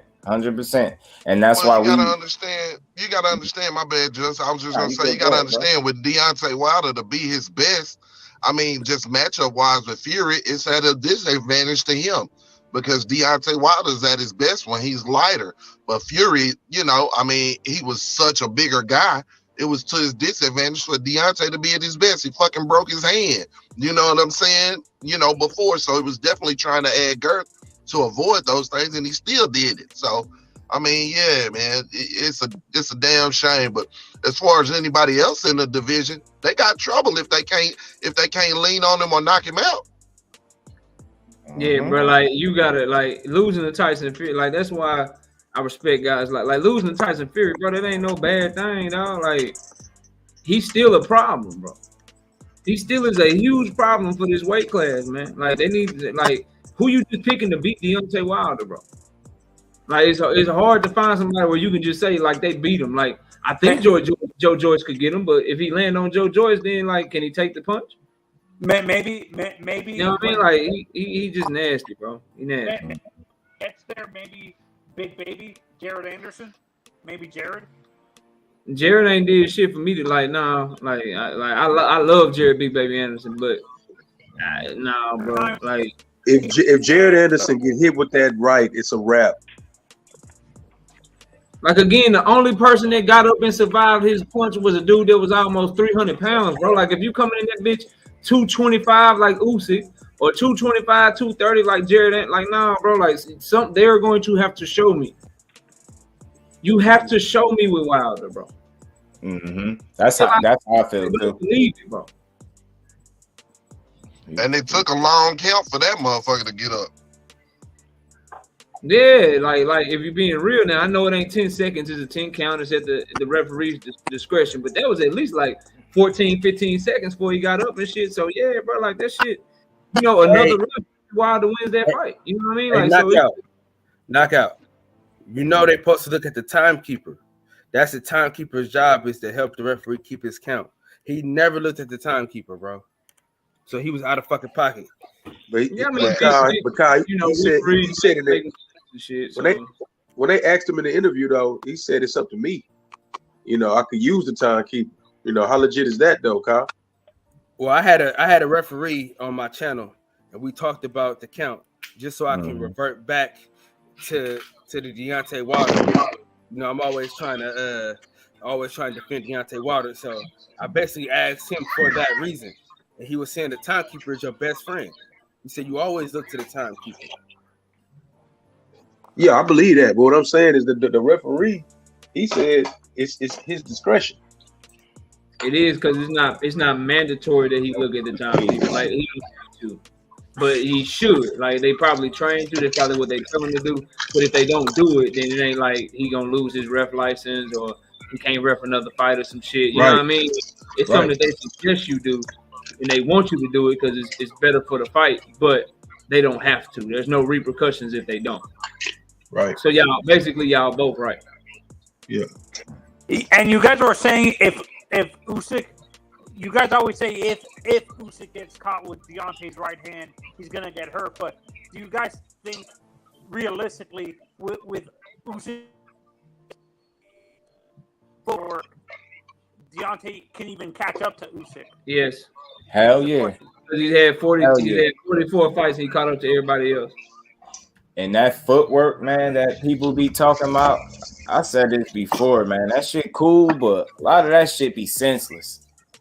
That's the way I seen it. Look how active he was, and I don't know. To me, it looked like the second fight with Joshua. He threw less punches to me. It looked like he was doing a lot of that moving shit, that little being pretty shit, but it was for no purpose though. It wasn't really. He was allowing Joshua to hang right in that fight with him. That was a too close for call kind of fight, man. Joshua, it was much closer than the first fight. You ain't lying, Just. And then think of it like this, bro. Like sometimes we gotta boil it down to, like, I watched Tony Bellew land right hands on Alexander Usyk. I watched Anthony Joshua land right hands on Alexander Usyk. Like, if they can land right hands, why don't we believe that Deontay Wilder can land hands? Like it ain't a triangle theory. I'm not saying because they did this, he's gonna do that, but it just simply boils down to his timing, his explosiveness, the way that he gets that right hand off and how fast it is, bro. Like, if I'm watching Anthony Joshua in 2 fights, not just the second fight, he landed his right hand multiple times in the first fight too. Like, if he's landing right hands, why won't Wilder be able to? Yeah. No. Joshua was stunning too. Joshua did stunning too. Yeah, he did. And then also when you worry about Wilder getting gassed or is he getting tired, I do know this. Anthony Joshua got the same heart that the Lion from the Wizard of Oz got, bro. If he going the distance with Alexander Usyk, bro, Alexander Usyk got no shot to stop somebody like Deontay Wilder, bro. So he gonna be dangerous all the way through 12 rounds. But Usyk could literally be up 10 rounds to 0 and get his ass started. Like when you got such a low margin for error, it's hard for me not to pick the other guy to beat you. Like Usyk literally for 36 minutes, his whole fans, his family, his manager, his promoter, they all gonna be on pins and needles because he gotta be perfect for 36 minutes with no mistakes. Meanwhile, all Deontay Wilder got to do is snap his finger, be perfect at the snap of a finger, and the fight is over. Yeah, that shit hard to overcome. No, I have Deontay winning that fight. I'm just saying that. Well, is Deontay like is his timing elite enough to where he can actually catch? Does he have elite timing with his punches and stuff like that? Deontay. Yes. You don't get the type of highlight reel knockout power punches that he get if your timing ain't elite, bro. I'm saying, but who hasn't he touched? Who hasn't he touched that didn't touch the canvas? Yeah, everybody's been in the ring with has touched the canvas multiple times. But the issue with like Usyk is crazy. I think he can. I don't think he can walk through Deontay shots. That would be stupid on his part. But Usyk is one of these guys that might stand up like. Just take the punch, eat it. Like it doesn't. Some of these Eastern Europeans are crazy, dude. I don't give a damn how crazy you think you are. When Deontay Wilder shoot off that right hand, he hits you with it. You going to sleep. Yeah, certain punchers, bro. Certain punchers in boxing, like it don't matter how good your chin is. Deontay Wilder's right hand is one of those punches. Artur Beterbiev is one of those punchers.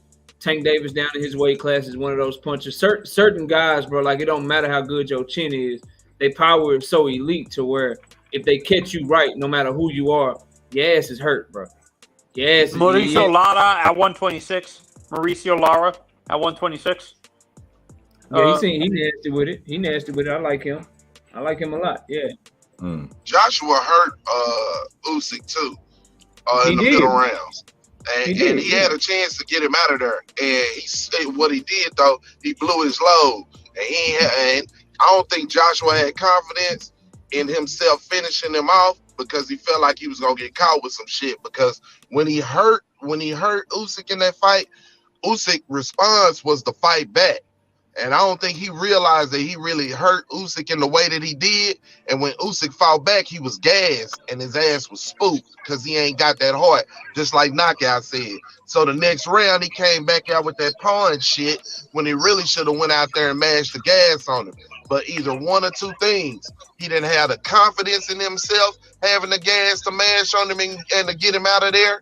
You know what I'm saying? Because if he didn't, he'd have to finish the rest of the fight, and he didn't have it to finish. Hey, that's all facts. And he felt like Usyk was going, you know what I'm saying, was going to catch him with something. So he went back to trying to box him to apply the same type of shit again. And Usyk changed the game plan up on him, and he never caught back up with it. What you talking about happened at the end of the 9th round on the ropes. There you go. You ain't lying, bro. Hey man, I'm just curious. Who all y'all picked in the Michaela Mayer Bumgardner fight? I need to know if I'm tripping. I'm leaning towards Bumgardner, bro. I have Bumgardner winning that fight by knockout. I had just chopped that up. Too, knockout. I had Michaela, but I'm on Bumgardner now. Did you go watch the fight I told you to watch? Yes, I did. I seen her beat up old girl. You seen what I was talking about? The girl that yeah, I seen her beat up old girl and Michaela, and that's the one Michaela like to refer to too. And I knockout, like I said, I think, bro, with the queen passing away and that extra time, I think it gave Michaela too much time to think about what Alicia was gonna try to do to her, and she lost her goddamn composure, bro. Yeah, man. Yeah. What about you? It say behind the scenes, bro. I'm sorry if I got your name wrong, bro. But who you got in that fight? Man, this Mo City Minutes, bro. Mo City Minutes. Okay, Mo City. All right, cool. Who you got in that fight, bro? I'm gonna be real with you, bro. I broke this down on somebody's panel the other day, but to be perfectly honest, where she is in her career, Alicia Baumgardner ain't really beat nobody yet. She ain't beat nobody yet. So I'm not even going to like take anything away from her for that, because that's, you know, this is that fight for her. But if she lose this fight, they're gonna tell you that she was overrated and all this celebratory talk about her was premature. Because at the end of the day, I don't know if y'all know or not, but Michaela Meyer got a hell of an amateur career and she's a big girl. You know what I'm saying? And I don't think that Alicia Baumgardner has seen anybody even close to that type of talent in front of her in the ring as a pro. So if she can beat her, yeah, man, she elite. But I'm gonna be honest with you, man, where I'm at right now, just based on odds, my odds, I would think that Michaela Meyer will win. Although I like Alicia, I want her to win. I'm just being real with myself of what I think. I got you. No. That's why I'm asking. Skywalker, who you got in that fight, bro? I'm kind of with Mo City Menace, man. I'm kind of leaning towards Mayer with the decision. I think Baumgardner could definitely could box too. Could definitely get the decision as well. It's a 50-50 fight in my eyes. Mayer whooped my homegirl, man, Jennifer Hahn out of El Paso, Texas, and I know who she is and how she fights, and that just proves to me that she's an elite boxer. Don't take Mayer, you know what I mean? Mayer just got a little bit more experience, you know what I'm saying? But it's a 50-50 fight, man. I don't care who wins, but I got you. Now, see, that Jennifer Hahn fight, Skywalker, that you brought up, that's why I'm picking Baumgardner to win the fight, bro. Right, because that's my homegirl. I'm from Texas. Did you notice in that fight, although Michaela Meyer won, did you notice the right hands that Jennifer Hahn kept hitting her with? Right. And did you also notice that Michaela Meyer could not cut off the ring to save her life? Off the ring. Right. Jennifer's good though. Jennifer was a good test for Meyer. But, she was, bro. But the point I'm getting at is that Baumgardner fight at a certain rhythm that I don't think Michaela Meyer has ever seen. She fight at a certain rhythm. The way that she counter punches, her half step back counter game is nasty. That's what I like about her, is her counter punches. She hits hard, and it's hard for me to believe that Meyer, because she is tall, she's 5'9", but she only got like a 66-inch arm reach. So her arms, she got them little T-Rex, you know, velociraptor arms and shit, bro. Like, so she got to be close to you when she throws a lot of punches. She relies on her volume and her offensive ability. But her chin is always in the air, bro. And she fights. If you go watch Terry Harper fight, I'm not saying Meyer is not better than Terry Harper, but their fighting style, the way that they actually fight, the way that they get their offense off, the lack of foot movement, the inability to cut off the ring and shit, they kind of fight very similar. And I watched Baumgardner time Terry Harper at will. So I just find it hard to believe if Jennifer Hahn, who I know you said is your homegirl, so you know this, she's been extremely inactive lately. She's been, you know, building her family, having babies and shit. Right. If you off the ring on her and she's able to counter on top of your jab with right hands consistently, not once, not twice, not 3 times, but like the whole fight, even though Meyer was landing 3-4 punches on her ass, she was still landing that right hand every so often, at least 2-3 times around. I just find it hard to believe that Baumgardner won't have that same type of success, bro. And I think when she hits it, it's gonna slow down Mayer's work rate, because it's gonna be some shit that she's gonna have to respect. And I think actually people may call me crazy. I think Baumgardner's a better boxer from distance. I think her jab is better. Her footwork and her pivots and the way that she moves around the ring is much more fluid than Michaela Meyer, bro. I got Baumgardner in the fight. I could be wrong. She's the underdog, but I'm rocking with Baumgardner heavy, bro. I'm rocking with a heavy in that fight, man. I made some hell of a break. That's a great breakdown. Yeah, great point. Yeah. That's why we had these conversations, man. That's productive. Nobody was not logical and reasonable with their breakdown, and that's just why we know we getting a good fight. We know we about to get a good one, man. It's gonna be a good fight. Man. I think it might be the best fight. I can't, you know, personally, I'm starting to want to. I'm starting to want to see Plant and Darrell. Bro, Jesus. I can't wait for that one. I can't wait for that one. Crazy, yo. They talking that shit, bro. I gotta go look some shit up. They talking that shit. Man, hold on. I gotta play this clip. Where is it at? If I do. Hold on. Hey, I've been feeling like Darrell. I've been feeling like, you know, that's an old dog. You feel what I'm saying? But the one thing you can't do is bring the old rival out to an old dog. That motherfucker get a little juice. And I feel like he got a little juice, man. I feel like AD got a little juice. He got a little juice going. You feel what I'm saying? But I don't think it's gonna save him. I think he's gonna get boxed to a decision. I think that fight's so scary though, because it's like Caleb Plant gas tank is so garbage, bro. Like people don't understand. Caleb Plant made Canelo look like Canelo finished his fight strong. Yeah, he don't. Understand that, bro. Like that's how trash his gas tank is. So if Darrell can be competitive early in the fight, bro, and the fight is going to the 7th round, and it's only like 4 rounds to 2 or 3 rounds to 3. Caleb Plant is gonna gas out, bro.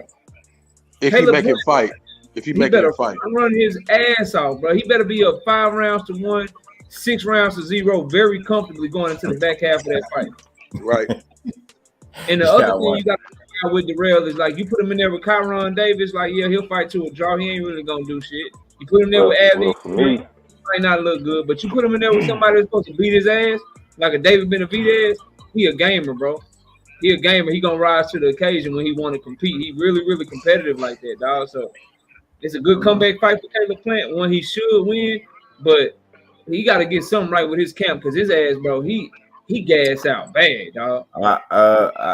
We was talking about that a little bit. I think last night, and a good point G5 had brought up was the addition of Bradman Edwards, and you know he brought up the fact that, you know, he usually always have his fighters in shape. Do you think having him in the corner could benefit him in any way? No. I don't know, man. Hey, look, it better do something. Like, it better do something because, it better do something because when it come to Caleb, bro, for him to come off that loss with Canelo and to take, I don't care. Look, like I said, AD an old dog, bro. But that ain't nobody you just pick up and take a motherfucking fight with, bro. You feel what I'm saying? So Caleb, you got to be confident in what the fuck you coming with. And if you made some changes, you better have made the right changes. Cause you fuck around and lose to Darrell. Yeah, man, you fuck around and lose to Darrell, that's gonna really set his career. I'll tell you why, Joe. I'll tell you that why, was a question too. Yeah, I don't think it's gonna matter because Caleb Plant, Caleb Plant relies on his athleticism, right? So it makes him real elusive in the beginning of a fight. He relies on being quick. He relies on his fast hands. I'm not saying he don't have technique or he don't have skills, but when you rely on your athleticism and you get tired, you're not as fast as you were at the beginning of the fight. It's just natural. When you're tired, you got to rely on your fundamentals, your skills, your timing, your conditioning, and shit like that.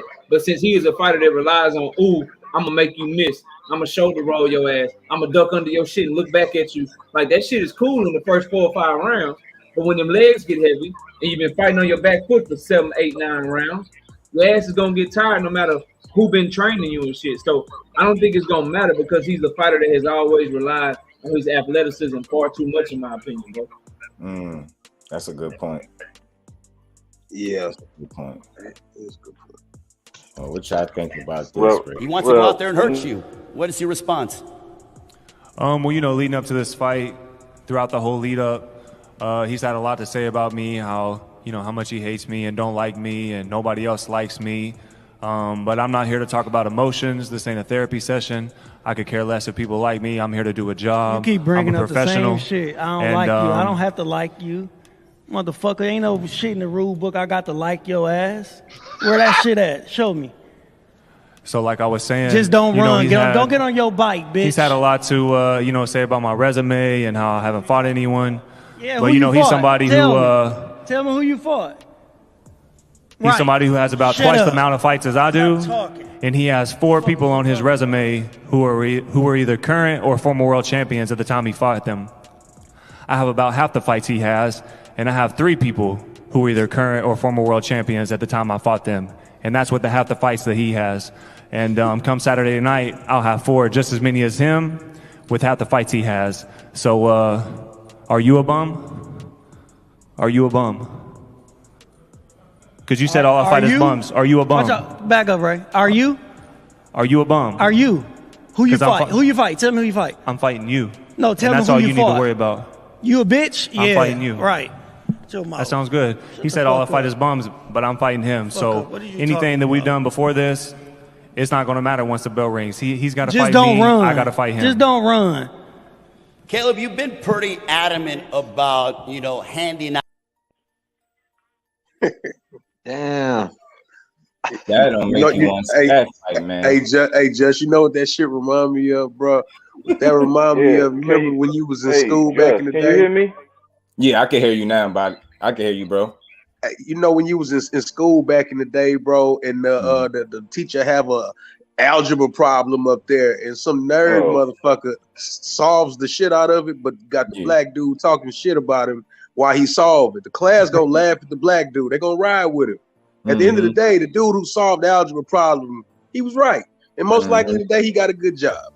What I'm saying is, Caleb Plant's a better boxer than Anthony Durrell, bro. I don't think there's a debate on that. But I do question Caleb's gas tank, and the fact of the matter is, if the dog was like, I don't know, 6-7 years younger, his heart would probably beat Caleb. But today, I think the dog too old, bro. He got more heart, but he's just too old. And I honestly feel like he's just doing a good job of selling the fight, because just a few months ago, I saw a video, or maybe a year ago, of him speaking highly of Caleb Plant. So I mean, to say he just don't like him is cap, bro. Facts. He might don't like him now. You know what I'm saying? Now that he a quote unquote threat or somebody that's convenient. You know what I'm saying? Yeah, it's convenient. But I mean, you can't say, shit. I think some of that shit real too, because here's the thing, right? There's certain things that certain people will say to you. You dig what I'm saying? That'll just cut you a different way. And Caleb kind of that kind. You feel me? He a white boy in a black man's sport. Let's keep it a buck. Feel me? So he done heard everything in there some. Plus look where he come out of. So it ain't nothing for him to like stand up for himself, or like, you know what I'm saying, to stand in the face of a little heat. That's just me. You know what I'm saying? And what I see in Caleb. So I don't think he'll bite his tongue, you know what I'm saying, when it comes to saying certain shit. It's certain things you say to a man in public that is gonna, you know what I'm saying, gonna cause you some motherfucking problems. You can talk around some shit to a man in public, and he might want to put hands on you, you know what I'm saying? But he understand where we are, whatever, this, that, and the third. Then there's some other shit you can say, it don't matter. Caleb that kind of dude, so I feel like he done rubbed the dog the wrong way, and he really want to fuck him up. Yeah, I think they definitely don't like each other. I just, for whatever reason, they just look annoyed with each other genuinely. that little encounter right there was funny. I ain't got to like you, motherfucker. I don't think Caleb got a dislike for him though. My bad. He was even trying to give him some type of props. He was like, Darrell looked like it's something extra with Darrell. Darrell just putting a lot of sauce on it to me, man. Hey, it's kind of like Michaela and what's her name? Alicia don't really like Michaela. Michaela looking at it like a boxing match. You know what I'm saying? They got a little animosity, and yeah, she done touched her the wrong way. But you know what I'm saying? If they was to finish the fight, right? You did. Michaela will be ready to glove up and to say, I appreciate you. Alicia will still be trying to whoop her ass. I think it's the same for Clarissa, and I think it's the same for Darrell. They all, you know what I'm saying? We on that clicker juice, man. Live. I was on to something real beef. They don't like each other. None of them. You got to settle we on that in the clicker ring. juice. Facts. And then even then, they might still not like each other. But just for the sake of not Savannah, after she pulled that little slick shit, said that weird shit to Clarissa, I don't care if they ever be cool. Especially when you built your career off lying about beating her. That's another thing. So get your ass. I don't care if they ever be cool. But Alicia and Michaela Mary, I like both of them as individuals. I like them women fighters, man. I hope they could at least respect each other once they look like they just really need to get that shit out their system ASAP. like ASAP. So, so I would like to see them shake hands at the end. I ain't saying they got to be in cahoots and best friends, but I just want to see the respect. You know what I mean? I think that's what it's going to take. You're going to have to show me a reason. You're going to have to give me the reason to respect you. And I think that's what they both need. So, yeah. I mean, it started in the amateurs, man. The beef started in the amateurs. So, oh, did it? Yeah, Michaela Mayer and Alicia Baumgartner, right? Yeah, I ain't know that. Yeah. I ain't know that. Alicia Baumgartner was supposed to fight her and for the Olympic team, right? She lost. Yeah. So now Michaela Mayer ended up winning, going to the Olympics. So that's what the beef kind of is. Then she also feel like let's keep it a buck. That cultural appropriation shit been played. You feel what I'm saying? So she feel like she done had the way kind of laid for her, and Alicia feel like she done had to grind. You know what I'm saying? Go the other way. You know who else got a similar beef like that? Just both of them still fresh in their careers. It's very similar because it started from the Olympic situation or whatever. Keyshawn Davis and Tito Mercado. Did y'all catch that interview that he did when he was talking about Keyshawn and how these dudes straight up told him that they invested money in Keyshawn and he didn't have a chance at beating him? And he said he mentioned Kate Karoma by name and said dude was teaching him the wrong shit on purpose so he could get his ass beat. So he said that's why he got the beef with Keyshawn. They told him, look, we invested too much money in this kid. You can't beat him. He went to explain it a little better than what I'm saying, like the situation that it was. And he looking at him like, fuck, I put my work in too. And he said that's why he got the issue with Keyshawn. Like that little situation was flaky, and he feel like dude ain't got no chin. He said when he get him, he said he can fight. So he ain't gonna take nothing from him. He can fight, but he said he feel like he ain't got no chin. And he get a chance, he gonna put hands on him. I would want to see that fight, man. Especially Mr. 6-0, because he making a lot of headlines with the shit he talking. He went in on Spence. I mean, he tried to anyway. Spence called his little cheerlead. Now, I swear, man. Man, I don't know what it is about Spence. Hold on, talk a lot. Hold on. Now I can't let you talk to the young homie like this, just dude. Oh, that's Kyle's fault. You know what I'm saying? I'm gonna let you talk about the young homie like Mr. 6-0. Kyle, you didn't gas that man, bro. Hey, listen, shout out to the boxing session. Shout out to my little homie Keyshawn Davis. I like Keyshawn though. I don't dislike Keyshawn. Hey, I like Keyshawn. Listen, man, I'm gonna tell you like this. And I got to see him in his last fight, man. I enjoyed what I seen from Keyshawn in his last fight, and I got to see it in person, live. I enjoyed that aspect. Just I saw a video of Kyle with Keyshawn, and sources say Kyle whispered in his ear. Kyle whispered in his ear, say, "Man, you could beat EJ." Oh shit! Say, bro, listen. I'm gonna tell y'all what Kyle did. Kyle fucked up the game, bro. Listen, y'all check this out. Y'all know it be a dude that y'all went to school with or whatever. He be good, you know what I'm saying? But he don't realize that he good. You know, he kind of know he good, right? But he ain't really realize he good, right? But it's that one cat that's his partner that be like, man, you great, man, you great. You great, you know what I'm saying? And he look around and be like, I am great. And then all of a sudden, the next time you see the motherfucker, I'm great the motherfucker. And then when somebody want to challenge him, he go, I ain't that great yet. I'm good, but I ain't. That's what we saying with Keyshawn. And it's all your goddamn fault. He got that energy. If your ass went over there like Love Daddy, dancing all in the video. Listen, my young homie different out here. That's what I told him. I said, he's different. He's like, bro, you 6-0, bro. EJ ain't got nothing on you, dog. No, I ain't. No. So basically, this is what it is, though. It's really DJ fault, though. So if anybody ever been on my channel, y'all know DJ. It's really DJ fault that all this happened. Go open the door for the doggy. So yeah, it's DJ fault really because DJ color fight with me and Ryu. So that's kind of how it took place. I was just letting niggas know that he's better than them two niggas. So that's all. You said he said that again? No, I was just letting everybody know that he's better than Ryu and Frank Martin, in my opinion. He definitely he said something about Ryu too. He said Ryu way too slow for him Frank Martin, I still would want to see that, man. I think he's saying Frank Martin ain't on his level, but I don't know, man. I like what I seen from Frank Martin. I understand how he feel about his pedigree, and I understand that angle when he speaks about that, like his pedigree and shit. But I don't know. Frank Martin is a hell of a talent, I think. Fam, I drove boxing at 18 too.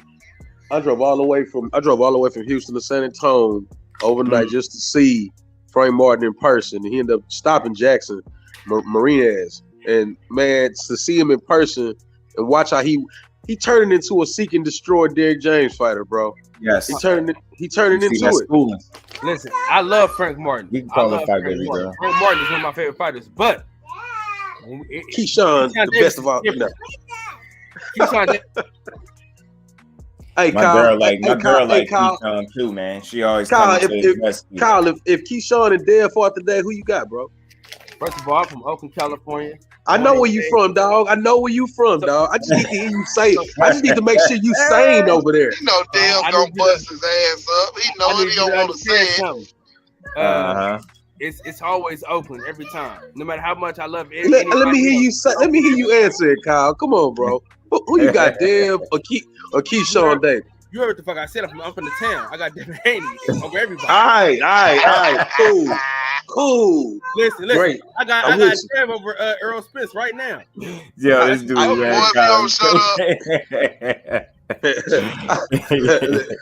Dave said, "Oh, shout out, bro." He said, "Dave say your check in the mail, huh?" Y'all know I'm from the town, man. I can't go against the town. Nah, that's solid. That's real. I just needed to hear you say it, bro, because I was like, "Come on, bro." Hey, I'm gonna tell y'all like this though. Yeah, but you get what I'm saying. But look, my bad, Kyle. But look, he can't fight the trainer, so who could he fight? You get what I'm saying?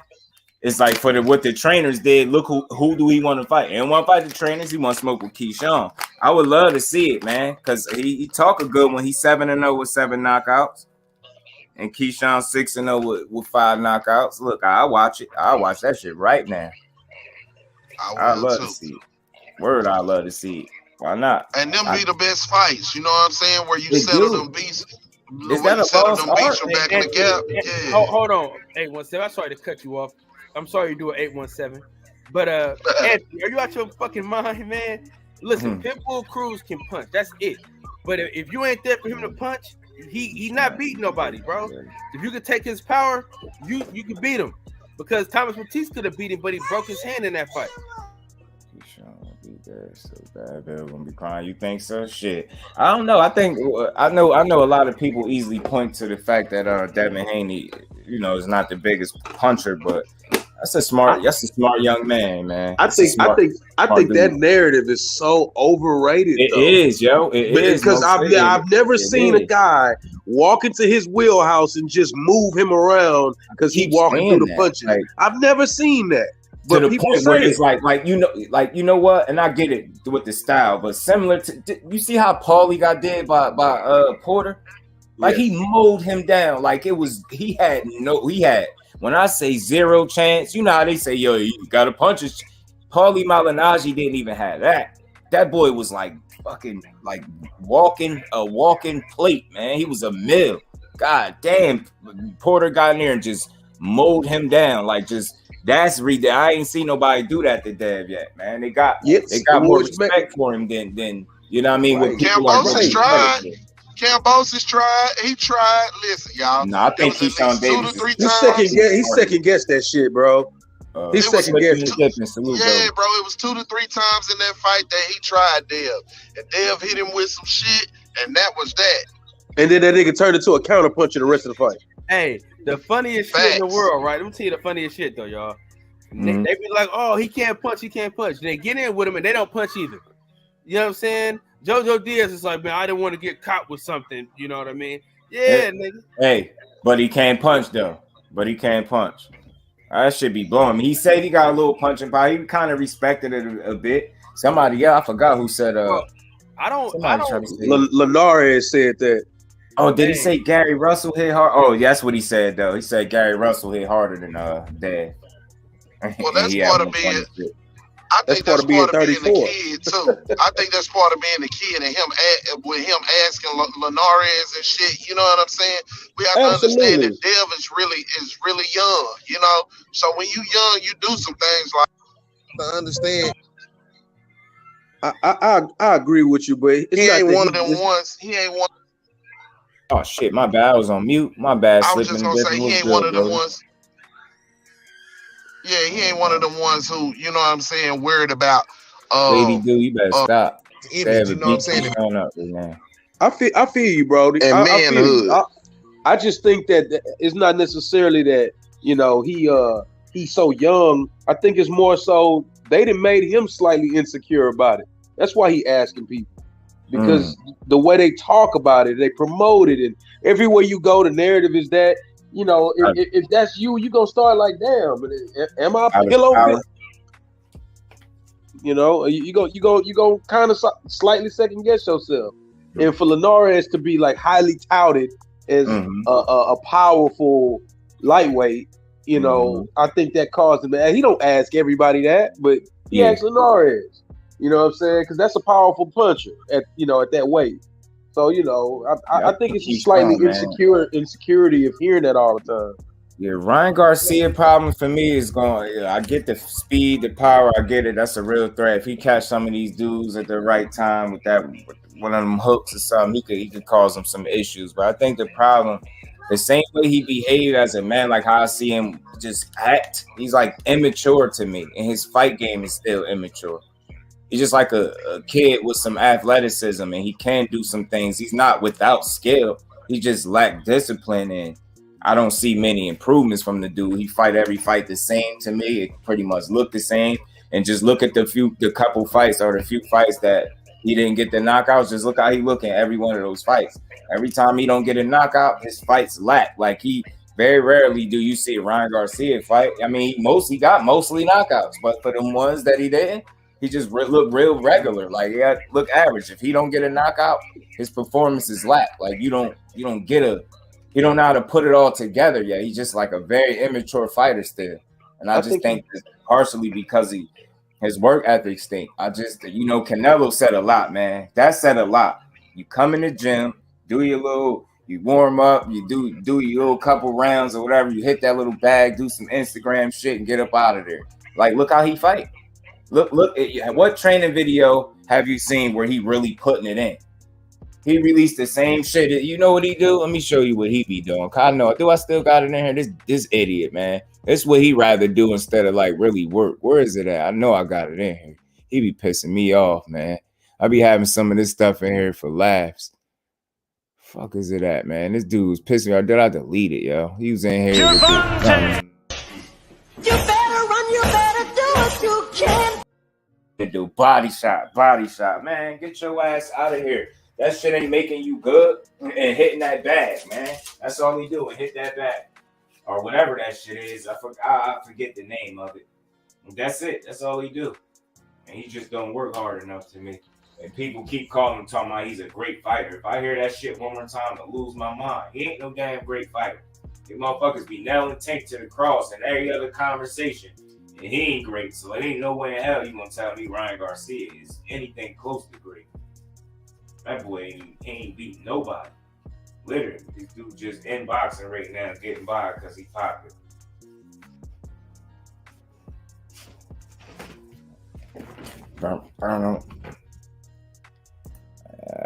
What's up? You said you're a big JoJo. JoJo gave Davis credit after. Yeah, he did. And then he slipped that in there though. He said Gary hit harder, knowing Gary 2 weight classes lower than him.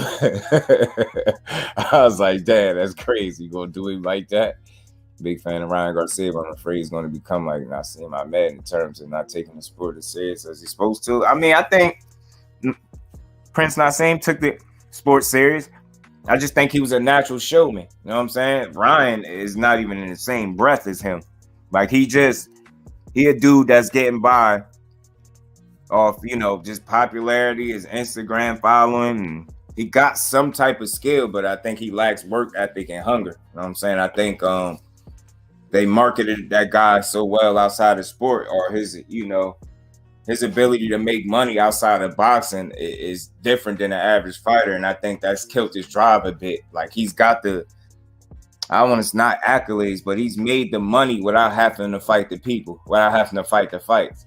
Like he said it one time in one of them Instagram posts. He said he's glad he's not pressed for money and he don't have to take any fight like these fighters. Some shit he was saying, but basically what I got out of that was, because I got money, like I'm not hungry. That's what it sounded like. Of course, he's not gonna say that in that exact exact words, but that's what it sounded like to me. It sounded like, I got money, so I ain't really pressed to box. That's what it sounded like. You know what I'm saying? Of course, he's not gonna say it exactly that way, but it's pretty much what he said. So I think he lacks the drive. Like, just for example, like y'all knew he had a brother that boxed. Sean, what's his name? Sean Garcia or something like that. Dude won a few fights and stopped fighting. Now he's sitting around looking like a stud or something. Like, dude is a weirdo, dyeing his hair and all types of, look like my point is he just quit. You know what I'm saying? And that's it. That is his brother. So, I just don't think that dude is hungry like that. And because he's had this success and he ain't fighting to change his family future and shit like that, I just don't get that with him. You know what I'm saying? So I just think he because of his marketability outside the sport, it's killed his drive. He's Gatorade deals and shit like that. Like, come on, man. I don't think that Ryan's trying to perfect his boxing ability, but more so business acumen. You know what I'm saying? Yeah. He's more of an idea than he is a boxer. Like, you can put this shirt on him and you can sell a whole bunch of shirts by him wearing it, or he can drink pink flavored Gatorade and they'll be like, hey, it's Ryan Pink Gatorade. Whatever. That's more so where he's at with it, not his look at his evolution. For him to be somebody who actually beat Devin in the amateurs and then is acting completely terrified of the man as a professional says that he never got better. That's what I feel like. He never evolved whatever he was building on at that point in time. They went another route from trying to be great boxers to being better businessmen. Hell, he with Oscar. It's almost like a circus. So, you know what I'm saying? It's definitely that. Slipping and dipping. I'm trying to get what you're saying. Are you saying Ryan is winning? That's all that matter? Because for me, to an extent, you can say that if that's what you were saying, but that's just for how long, though. You know what I'm saying? And winning against who? Like, at some points, those things got to matter. You know what I mean? How long is he going to really participate in the sport, calling out people and not fighting them? Like, that's what I want to see at least one time. I want to see him actually fight a person that he called out or said he's going to fight. You know what I'm saying? I think the success of him, to old buddy's point that just said that, is predicated on casuals accepting Ryan and enjoying that ride. But if you have more people who love the sport of boxing and understand what's going on, no one's gonna like that. In reality, no one likes that. You mean to tell me you're gonna talk shit to Tank, but you're not gonna fight him, or you gonna make jokes about Dev, but you don't want to fight him, or you said you might fight Tio, but you're not gonna fight him. So at the end of the day, it's awkward because you don't really. You can't take anything he's saying serious as a business move either. So, you know what I'm saying, in the ring. But outside the ring, it's a little different. He's probably got the most marketability than all of those guys in that division, so it's easier, But I don't think for a second that anybody should take him serious as a real fighter. Yeah, until he shows that he's taking it serious. And again, I don't think he's without skill. I think his lack of hunger and dedication to the sport is going to show his hand sooner or later. And I think that's why Oscar De La Hoya protects him the way he do. I think he know that dude doesn't work as hard as he actually should, or definitely don't work as hard as his mouth run. You know hey, Josh, you just said that it's not like he lacks skill. I agree with you. I agree. It's not that he lacks skill, but the things he lacks supersedes whatever skill he's got. The lack of footwork, the lack of head movement, the lack of throwing anything other than a check left hook. These lacks outweigh the things that he actually has, in my opinion. And if you watch him, he shouldn't have went 12 rounds with Emmanuel Tago. That just shouldn't have been. That shouldn't have been. Yeah, at all. And if you want to keep it real, that was the first fight where I realized, oh, this man about to fight at 140 because he didn't make 135. He fought at a catch weight of like 139 or something weird like that. Yeah. And I was like, look how he snuck up to 140. Yeah. He didn't quite go to 140, but he definitely was 140 that night of the fight. So, you know, when they took a Fortuna that was at his best at what 126, 130. You know what I'm saying? And then decide to fight him at 140. That was very telling. It was like, okay, we see what you're gonna do. You're gonna check left him to death. You know what I'm saying? Because that's all you got to do if you got that kind of size advantage on a guy. I mean, Fortuna ain't no real big dude, and if you look at how he looked coming into the fight, he looked terrible. Yeah, overweight, not in shape. Come on, man. Yeah, he was. So you took an out of shape, blown up featherweight, and did that to him. That's all. Yeah, and you're right.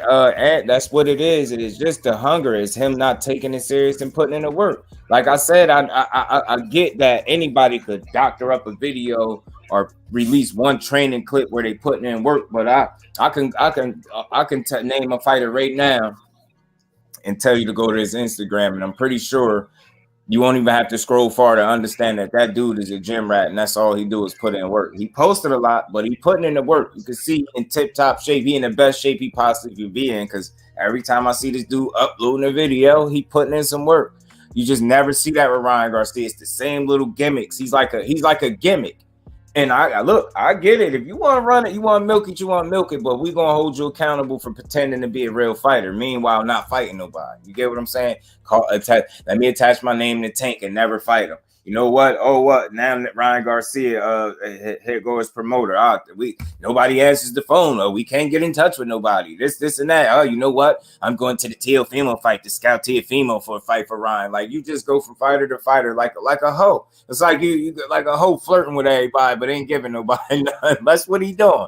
You go flirt with the idea of fighting somebody, but you don't get nobody no work. You know what I'm saying? The dude in the hood be like, yeah, man. Ray, man, tell that boy Ray, when I see him, boy, I'ma slap the shit out of Ray when I see him. And then somebody come tell you, man, Ray outside. Oh, man, I will come, but man, I gotta wash dishes, boy. Ooh, I have to wash dishes. Ooh, wee, boy, I come out there, come get you. Then later on, they see him getting out his car, going, hey, man, Ray, second. He's like, oh, boy, if I had to take a bath right now, boy, I'll come down. I mean, he just always got something. So, you know, it's clear that you shouldn't take him serious. If anybody's even entertaining the idea that him and Tank might fight, you crazy. They not fighting. He's just not serious about it, man. And now he got his father joining in the circus. If he guaranteed this fight and it really don't happen, I just had it with him.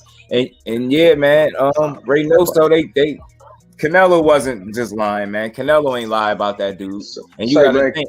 Look how salty he's been since not being cool with Canelo. He ain't got nothing really decent to say about him. Say, bro, you already know Canelo motto. If you ain't cheating, you ain't trying.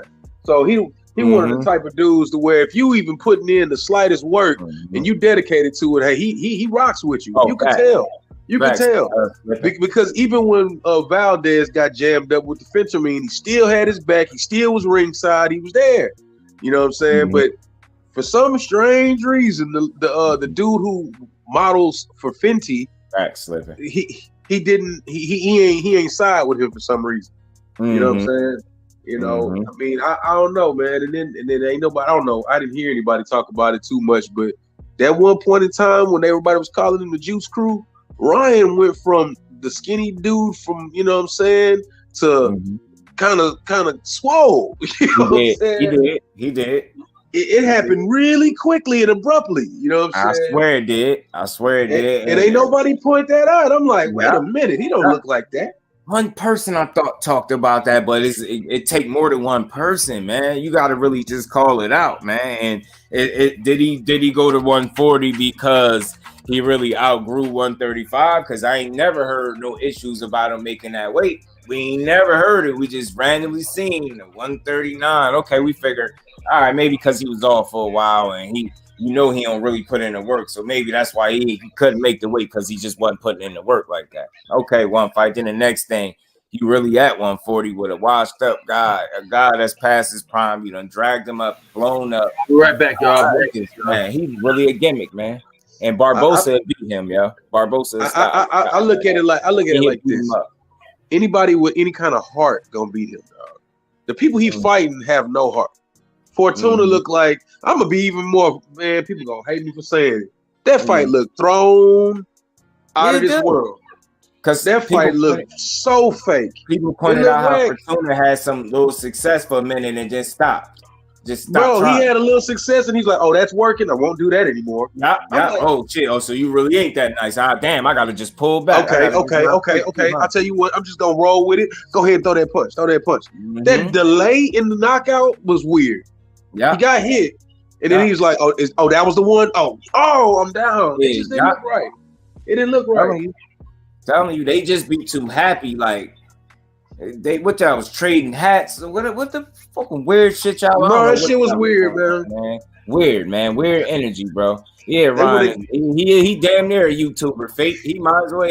Ryan. He is a YouTuber. Fake shit. He right in his lane, bro. They would have got a dude from a third world country to beat up on earlier this year, both Tank and Ryan. Yeah, they both was saying done. I mean, they saying it, and then Ryan Dash saying it, but we all know how they pussy out every time it's time. Bro, that fight ain't done. Neither one of them control their destinies to say it. Neither one of them control anything. If you listen to Oscar, he running around here telling people he can't talk to Al or Floyd. If you listen to Tank, Floyd is saying that if you ain't PBC, you ain't fighting. Then these two dudes start talking about done. Man, people is tripping, bro. Yeah, I think that should be for content purposes. That's why, sir, I didn't necessarily report on that because I try to be very, very mindful about how I report shit. Like when I really know, then I'm cool with talking about it. I mean, I could speculate things, but as far as like really breaking news, so I got my slogan. I ain't here to break the news. I'm here to have a conversation. You know the saying, just I'd rather be right than be first, bro. Man, facts, and I really, really, really believe that truly. And I don't think I've ever had to post something and then had to take it back. You know what I mean? Because I don't pass shit as facts until I know for sure it's a fact.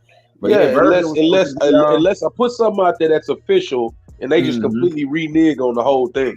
That's one thing. Weird. But to throw stuff out like that, which they're talking about, man, come on, bro. Anybody with a brain know that Tank and Ryan don't call their own shots in their own careers. That's crazy, but it's true. Neither one of them. And it's like, man, I guess I ain't knocking nobody for wanting to believe it because it's coming from the fighters. I get it, but I just more so was thinking like, damn, I thought it was his Nat was up next. I really did. I thought Ryan Garcia Nat was up next. Bad time. Go ahead and get that bad time story, that lullaby from Tank, man. So, come on, bro. You know another main reason why I don't get the main reason just I don't get at no type of credence is because not too long ago, I remember Oscar saying it vividly. Tank's a beast. Ryan's not ready for Tank. He ain't not too long ago said that. It wasn't that long ago. Peter Parker ride with Spider-Man used to say, bro, he can blow up like that though. Virgil, what you think about Virgil supposed to be petitioning to fight Stan Jonas? I don't believe somebody got to fight Stan Jonas, right? Virgil ain't petitioning to fight nobody with any type of ability. He gonna find the next Mike McKinnon or whatever that whack dude's name was with 25 fights and one knockout or no knockouts. That was ridiculous. That boy had 2 knockouts, bro. Like it was no. Come on, bro. This dude had almost 30 fights. Rounds, didn't he? Huh? Didn't he take about 9 rounds to get him out of there? Right. You mean that was a bit long? You mean to tell me Pali Malignaggi 2.0 is who you want to fight? Come on, bro. And he wanted to fight him. Bro, the fight was already canceled because I don't care what I'm gonna say it because that man couldn't make weight. And then they started talking about, oh yeah, he had to go because he had rhabdo or whatever the hell they were saying he had. I mean, I'm from Texas. The problem I be having with it is if I have something that is affecting my health the way you were saying, like losing, like this shit just was on some unhealthy shit. When I go to explain it, I'm gonna have my information correct, bro. I'll listen for that. If you half-ass explaining it and then just trying to mull over it like it don't matter, bro, ain't this was a situation that was affecting your health? People were speculating how long you was gonna be out of boxing because of this. Like it could have really derailed your career. And then you think when you explain it, you're gonna have your information in order. Like I didn't. His explanation was weird. Yeah, facts, St. Louis. They trading that, sharing the cat, bro. Facts. And that was cool. Mm-hmm. Oh, look at the sportsmanship between these guys. Could have been, bro. Could have been. I just hate these, especially these mysterious injuries out of nowhere. I call them the convenient injuries with nobody having to say nothing about. Now you just say, I'm hurt. It's be like, come on, man. Come on, y'all. Stop, man. Somebody lying. Everybody ain't getting hurt now. Saying these stuff. Yeah, I mean, so that man, yeah, man. I hate that situation. I hate to even talk about it because there's just so much confusion with it. But I do call things out accordingly when it's time to call things out. I just know he got a special talent and he ain't treating that talent accordingly, man. Look, I'm gonna say it like this: as far as Virgil is concerned, the same pressure they putting on EJ or Boots to fight one another because of mandatories. I mean, he's the mandatory for 2 or 3 belts his damn self, and he don't even scream for it. Well, I ain't gonna say the mandatory, but he's number 1 in a lot of sanctioning bodies, for at least 1 or 2 in a few sanctioning bodies, and he ain't putting no pressure to get nothing done. And no one's talking about that. He ain't trying to fight a champion right now. He don't want to fight Bud. He doesn't want to fight EJ. It seems like he's just standing by to the smoke clears. To me, that's what it looked like. It do look like that, bro. It really do. Because I mean, you know who else looked like that to me? I mean, it's a group of them, but Josh Taylor in that bowl too. Yeah. What weight are you fighting that, fam? I'm tired of him. Why did you just drop everything? He's going right back to the way he said he was weight drained at. Come on, bro. Come on, bro. You just told everybody you going to 147, and then you don't go, and then after you don't go, you damn near get beat. Well, Jack Catterall beat him, in my opinion. Fact. He beat dropped him and outlanded him in every round except for one. In the one round he didn't outland him. It was like a 3 or 4 punch differential. Like that. That's an ass whooping if I ever saw one, yo. If you get a gift like that, you move on as quickly as possible. Mm-hmm. In my opinion, either you gonna rematch him or you gonna move on. Mm-hmm. He didn't do either one. There's something weird about that. Then all of a sudden you vacating certain titles, and man, that shit sounds too strategic, dog. Mm-hmm. You don't think Boots got? I think Boots do. I mean, it ain't one punch. It ain't like on some one punch KO artist shit. It's an accumulation volume. Yeah, he's a heavy hand, and he's sharp. Like he knows his punch placement. Like it's certain guys that punch, and then there's dudes that really know how to punch. I mean, I ain't no fucking trainer, but they know how to put the proper weight, turn the punch over. You get what I'm saying? Like I felt like Floyd was the epitome of throwing the perfect punch. They technically sound at throwing a punch. Yes, and it's effective. Yeah, and Boots is like you see that little overhand that he be throwing that he been letting, man. That shit dangerous, man. I really think he gonna take over. Give him some time. I don't think it's no time to. I don't think it's a think. Mm-hmm. If he's at 147, there's nobody outside of Earl and Bud that can even give him real comp. I'm sorry, I just don't think so. I think he beats, and again, I mean, I think him and Ellis could be a fight for real. I'm gonna keep it real. I can't go to Keith Thurman house wearing Timberlands.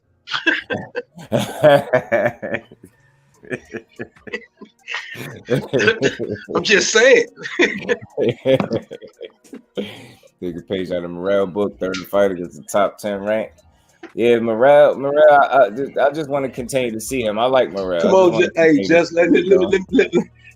that, bro. Let me touch that, bro. I just seen him Thursday, fam.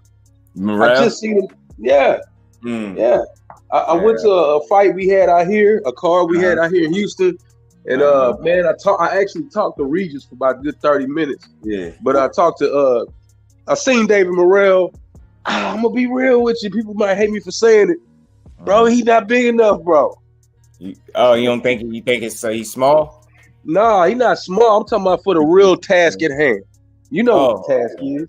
If you're gonna fight, if you're gonna fight the Mexican monster, you gotta have the size. And I'm gonna tell you, bro. I seen David Benavidez in person. He's close to 6'3", bro. He close to it. You know what I'm saying? He close to it. They lying down on his stats. He's not no 6 foot or 6'1". He's taller than that. Yeah, I've I don't seen think Morrell, what's the name is padding his record. It's like, because I factor things in. It's easy to say that, but who really trying to give him an opportunity? No, I agree. You hear about Boots. He got to prove something. And I keep telling everybody was in his position before. Somebody is going to have to give him an opportunity. The kid got almost 30 fights. I don't think that's like him just trying to, stack his record.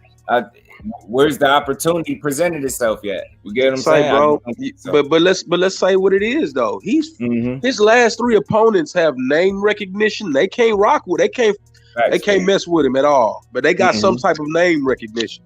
But I don't expect for him to get those fights from the Keith Thurmans. I don't expect for people like Steroid Ben to fight him. I don't expect for half these niggas to want to deal with him, dog. Those niggas don't want to deal with him. I like him too. Man, I'm gonna tell you like this: out of Ronnie Shields' mouth himself, he said the man ain't ready. Oh, Demetrius Bright, what's good, my bro? Damn, he said he ain't ready. His own trainer saying that. Ronnie Shields said the man wasn't ready. I trust him. Good technician, puncher. Yes, facts. St. Louis, my bro. Demetrius Bright, what's good, my bro? Fine, my bad. Fine, salute you. If it ain't Wilder power, but he clearly has heavy hands and his placement is A1. Plus, he has fast hands and the way he throws, speed equals power. You know it. Morrell different. I'm telling y'all, he is everything dude saying these other prospects is. The only time I'm gonna tell, I'm not against seeing Morrell do his thing. I want to see it. I like him. Ain't nothing not to like. You just want to fight. I look at Morrell the same way I look at Morrell the same way I look at Keyshawn. I don't know. I ain't seen none of these dudes in person. Mo City, I trusted my bro said he. I know he's seen me. Look, I'm just saying this. He's a tall guy for human standards. Yeah. But he not bigger than David Benavidez. I thought, I didn't see him in person until Thursday. That was my first time seeing him. And my illusion in my mind was that, him and David about the same size. That'd be a great fight. Whoop de whoop. The size can't be why we think he can win that fight. Because he's not on that level of size. David Benavidez is a big dude. But for Ronnie Shields to put it out there and say he's not ready, I believe him. Looking for now. How many fights Morrell got? Like 6, 7, right? That's my point. Yeah, Ellis, they were trying to pad his record. I mean, that's a lot of. I don't know. I just don't. I can't speculate on what I don't know because I just know these opportunities ain't there either, though. So even if whether they looking for him or not, like we know what fights is realistically in the works. You know what I mean? To some degree, like we don't expect the Ellis to get no real shot, and he was just inactive. And then the fight he did had lasted a couple minutes, some seconds. You talking about Rashidi Ellis? Yeah, Speedy Rashidi. Speedy Rashidi was on the same undercard that I went to go see Ray Vargas and Mark Magsayo. He's such not a priority that fight wasn't even televised. If you weren't there, you couldn't have seen it. Yeah, for real. And I'm gonna take it one further. And a lot of people ain't gonna talk about this because they don't know. Rashidi Ellis has yet to make 147. Yeah, he'd be bigger than 47. He'd be like 50, 52. Yeah. He do. He has yet to make 47. David, solid 210. That's good. I just want to see him fight more. That's all. I don't have nothing negative to say about Morrell. I think he's phenomenal. I think his only weakness in his skill set is when fighters pressure him, he looks uncomfortable. If you go watch that Alexis Rocha fight against him, he beat him, but whenever Rocha would apply pressure, Rashidi never looked comfortable. You know what I'm saying? Some fighters, man, they welcome that shit. You know what I'm saying? Golden Boy did him wrong. I was looking for Boots. Boots couldn't get that heart rate. I was just down. Yeah, I mean, I'm cool with all that, but I'm gonna just say this: I like Ellis. There's nothing. I ain't knocking him on nothing, but for me, I'm not picking him to beat no Boots. I'm saying it'd be a good fight. I'm saying Ellis is a hell of a fighter, very athletic, speed, power, all those things are true. I like the kid, not to like about him besides the fact that Golden Boy did him how they did him, but I personally ain't picking him to beat Boots. I really think Boots is one of those guys, man. Rashidi made 47 before he didn't make it in his last fight because it was a late minute. Yeah, because I seen that before, yo. Like with the weights being like above, like the fluctuation of not being, you know what I mean? Not being at that weight. Like watch. So, I mean, and I don't want to. Actually, they gonna have it up here. They should have his weights because these dudes be like. It'd be crazy. The last fight, which is the last one I went to, he just seemed a little bit bigger than what he should have been. Yeah, he was in a 150 something. Last one before that, all right, they said 146 3/4 pounds, 147, 146 and a half. So I see you make it, but I see the fluctuation too, 150, 156 and a half, 154. If you go look on every Bud Crawford welterweight bout, which was a championship fight, he had to be 147. If you look at Errol Spence fight, he had to be 147. If you go look at Boots Ennis and his whole time at welterweight, he made 147. What I'm saying is, for me, it rings a different kind of alarm or a different red flag when a guy who I'm supposed to take serious doesn't hit a mark all the time. Well, yeah. 5, yeah, I've seen at least 5 times it wasn't at 47. Yep, at least 5 times. I've seen him make it, but so that I think, and when you see that, it's I hate to see that, like the inconsistencies with the weight. You know what I'm saying? It's weird. The craziest part about them inconsistencies, the craziest part about them inconsistencies is when there's smoke, there's usually fire. You think he should go up 54? Yeah. He is a solid dude. Sheedy Ellis is a solid dude. He's a big dude. That's a big dude. Yo. He looked like it. He big. When I saw him in person, I couldn't believe that dude fought at welterweight. I'm with you, Ghost. I'm with you. Speedy got to get in the lab and work on his style wise. Use his advantage. He did his IQ better. He got the tools to bang with Boots. Yeah, he's fast as shit. Got some good pop. Just an athletic dude, just an athlete for real. I like him. I mean, but I ain't picking him to beat Boots though. Man, I ain't picking none of these dudes to beat Boots. I even go a step farther and say something that people don't like when I say it. I pick Boots to stop Crawford, and I'm gonna keep saying it. Style wise, he got the style that would allow Boots Ennis to think. And I think if you talk about skill for skill, Nate, tell me something Crawford could do in that ring that he can't do. I ain't seeing it. And I think he's younger, he's stronger. I think he hit harder. I think he's just as fast. And I think Crawford at 35 years old would be in trouble against that young lad. I really do. If I'm wrong, I just don't care. I can't be right about him all the time, but I just think he's that dangerous. I think the difference between EJ and Crawford is them styles. EJ got a style, and we seen it. I know it's amateurs, but we seen the pressure style give Boots issues, and we seen it beat Boots 3 times in the amateurs. So it's like, huh? What fight gave Boots pressure? Gave him problems. I did say in the amateurs. I understand it's the amateurs, but I did see it. Gary Antoine. You know what Gary Antoine got it off on him 3 times, 3-1. 2 of them was in a row. But that's that. I'm not saying he didn't adjust and he ain't better. But if I'm going off what I'm seeing, I think EJ got a better chance to force him to make mistakes with that pressure style, being able to get in the inside and fight Crawford. It's going to be more of a chess match. I think if you allow Boots to think, that's going to be hell for you, because what is it that he can't do in the ring? And all this IQ shit that they be hitting me with Terrence Crawford, man, I ain't trying to hear that shit. Boots is a smart young dude. I never agree with that shit. Never agree with that. I never agree with this IQ that Bud got, man. I never agree with it. Because when I see him stop people, it's typically in addition to volume.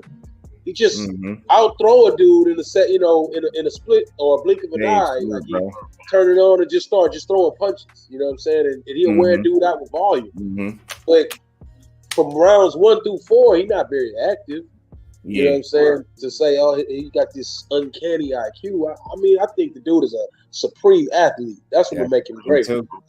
Yeah, that's what I think. I think Boots really can catch him and hurt, and not even just catch him. He's a smart dude. I just want to see. I can't wait, because at some point he's going to get the opportunity, And then when he prove it, I just don't want to hear this. I don't want to keep hearing that. You got to understand what you're seeing with that dude, and I just don't think it's smoke and mirrors. I really don't. And it's like I always say this: it's not just what he do in the ring; it's his mentality, and he really lives the lifestyle of a fighter.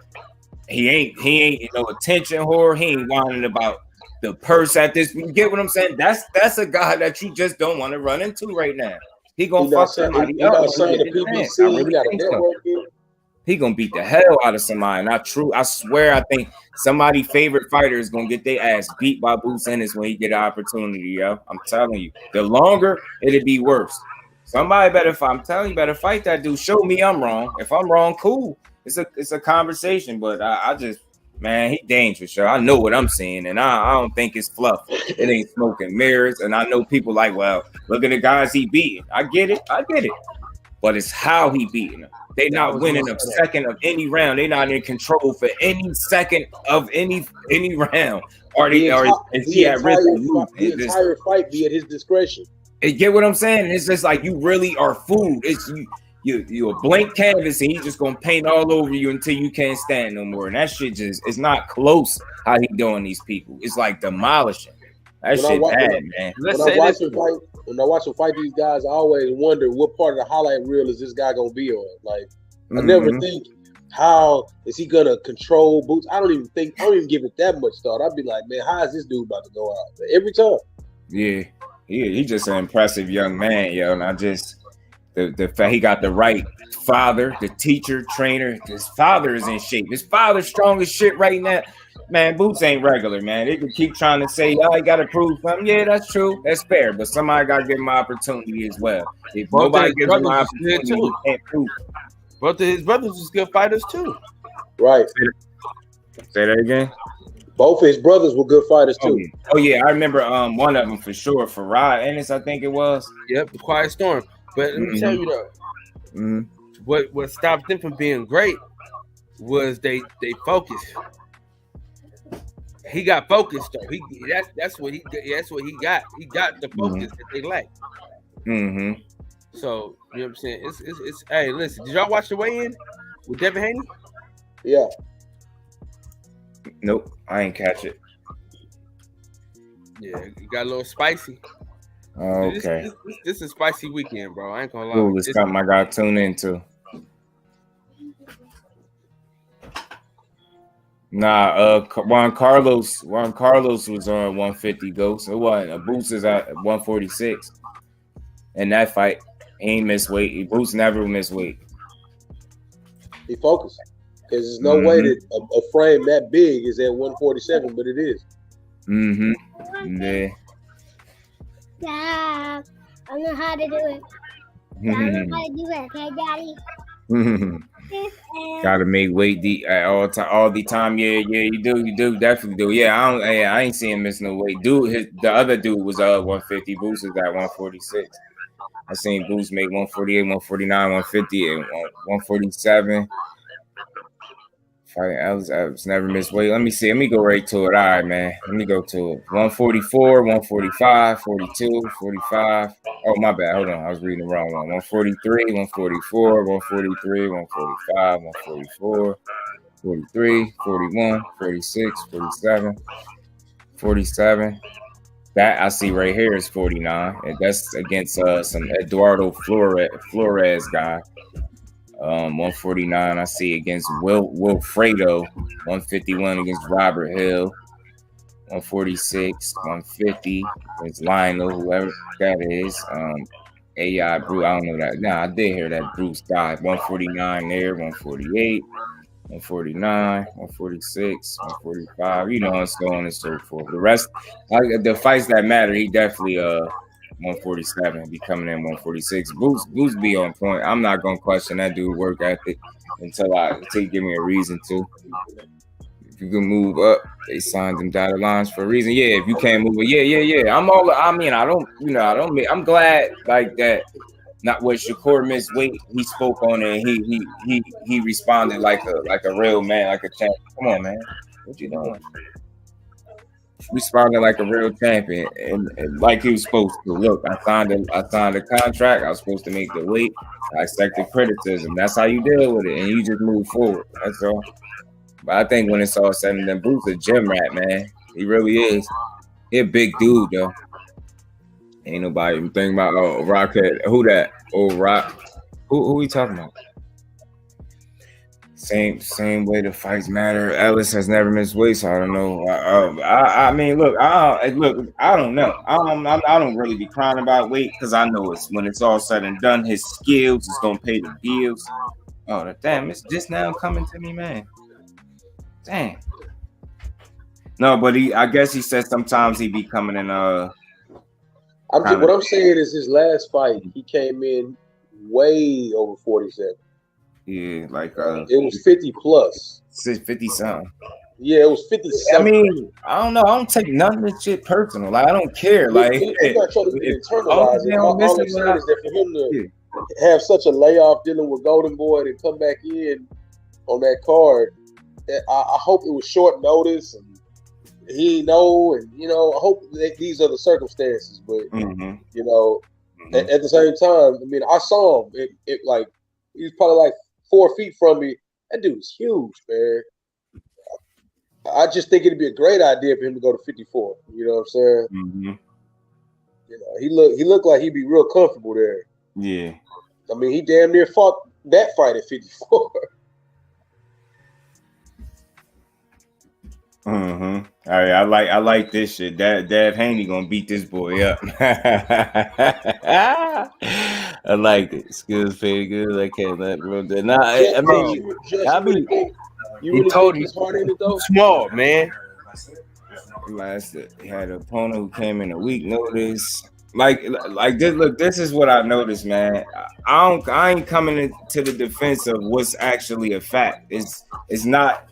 It's said in context. It's a reason. Like, it's not like we up here. We like, Ellis is we missing weight. You get what I'm saying? I'm not really like that. And the guy can move up. It's like we're not slighting them up here. You ain't nobody got to defend them because they damn sure was nailing my boy to the cross about 1.6.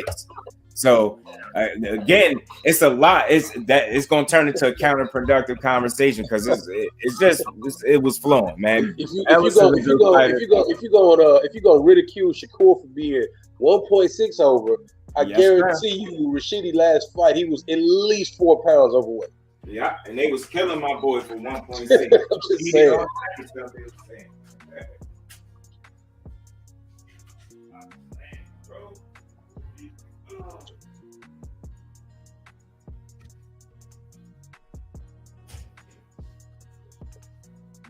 Hey, Kyle. Yeah. Hey, what the next one of them boxing documentaries you working on, bro? Man, I got to get the money together, bro. Like, honestly, in the time, I want to make sure this one is right. Because my last one, you doing some boxing shit? It was cool, but it wasn't like, it wasn't as good as it should have been or it could have been. Man, when you come to Houston with it, bro, I would love to know. Yeah, man. So my next one's gonna be, it's called the B-side. So basically, I'm interviewing like B-side fighters that beat the A-side. So they the Johnny Rices of the world. Yeah, Johnny Rice, Doran Price. I think you took it the wrong way, Ghost. I'm getting to Houston, but I gotta get it. I gotta just get the money, get the dough. And I gotta like really pick and choose how I do it. But we'll get it cracking now. It's gonna be Zoom, what's good with it, my bro? Appreciate you for pulling up as always. How you feeling, bro? Been a good chop up as always. Yeah, Ghost, I don't take it that way. It's not a slight, it's an observation. That's why I notice a lot of times the boxing conversations go a weird way because if you make an observation, people be feeling like they gotta explain it and defend it. Nah, it's just an observation. Dude, could he look like he could make 154 easily? Hell fucking yeah. He carry a lot of muscle. Rashidi ain't no little ass boy. It's a big dude. He looked bigger than Boots to me. He looked bigger. He looked like he carried more muscle. You know what I'm saying? He like a big dude, and I like him. I just wish they ain't had him on the shelf, but good to see him. He shook the rust off, and I hope to see him back in there as soon as possible. You get what I'm saying? We like Speedy Rashidi. Love Rashidi. You know what I'm saying? Yeah, it just was an observation. I wish, move up. That's all. It's not like he out here missing weight. It's not one of them. I wish my man could fight a whole lot more. I wish he was way more active, but due to circumstances. Word up. We like him. We what you go. We know you like Speedy Rashidi. You know what I'm saying? We like him too. I want to see Rashidi. I want to see, and I hope my boy Keith Thurman watching. I hope. I want to see Rashidi fight Keith Thurman. You know who I want to see Rashidi Ellis fight, bro? Oh, man, that'd be a good fight. Either Stanley or the Russian that Stanley beat. That's what I want to see. Dude, what's his name? Butev, is it? What's his name? What's his name? Yeah, Butev. Yeah, that guy. Yeah, I'm with that. He just said something about James Toney. I got a thing in here that I was thinking about doing. What is it, man? Where is it? It had, I think, 3 defensive fighters. I think it was James Toney, Sweet Pea, and Floyd, saying who got the best defense. See, that's what that's how my mind be thinking like that. Shit that, I don't know. It's only so much news that break in boxing. I feel like with all the emergence, clickbait is real when Errol Spence talking about it, bro. You got people talking about clickbait, and I stay far away from that. And I be seeing it, and it's like people like calling out clickbait. It's a couple people y'all be forgetting to mention, probably because y'all cool with. I seen a fucking title that I know was bogus as hell. Like, there's no explaining that. It's not a question mark. You're not asking a question. You made a statement, and that shit never happened at all. And then when you see people tune in, it's like, yo, so y'all all fell for that? Like, ain't no way people making up titles of motherfuckers fighting that ain't never fought. Man, I'm telling you, man, I be seeing some bogus shit. That's why my mind work a different way when I do content, man. Like, I don't know. I got some shit like, what? I know y'all. Did y'all see that list? I keep saying it. I ain't do it yet because it's like an open panel line. That top 5, that top 25 under 25. Under 25 shit. I got a whole thumbnail ready for that shit. We could break down everybody on that list. It's just like, you know what I'm saying? I have different conversations, man. I don't know. I ain't trying to be the latest news break, man. Fuck that shit, man. A lot of that shit be garbage. All they do is lie to us anyway. Yeah, you ain't gonna be having me retracting a 2-3 hour live because you done lied to me. Man, hell with you.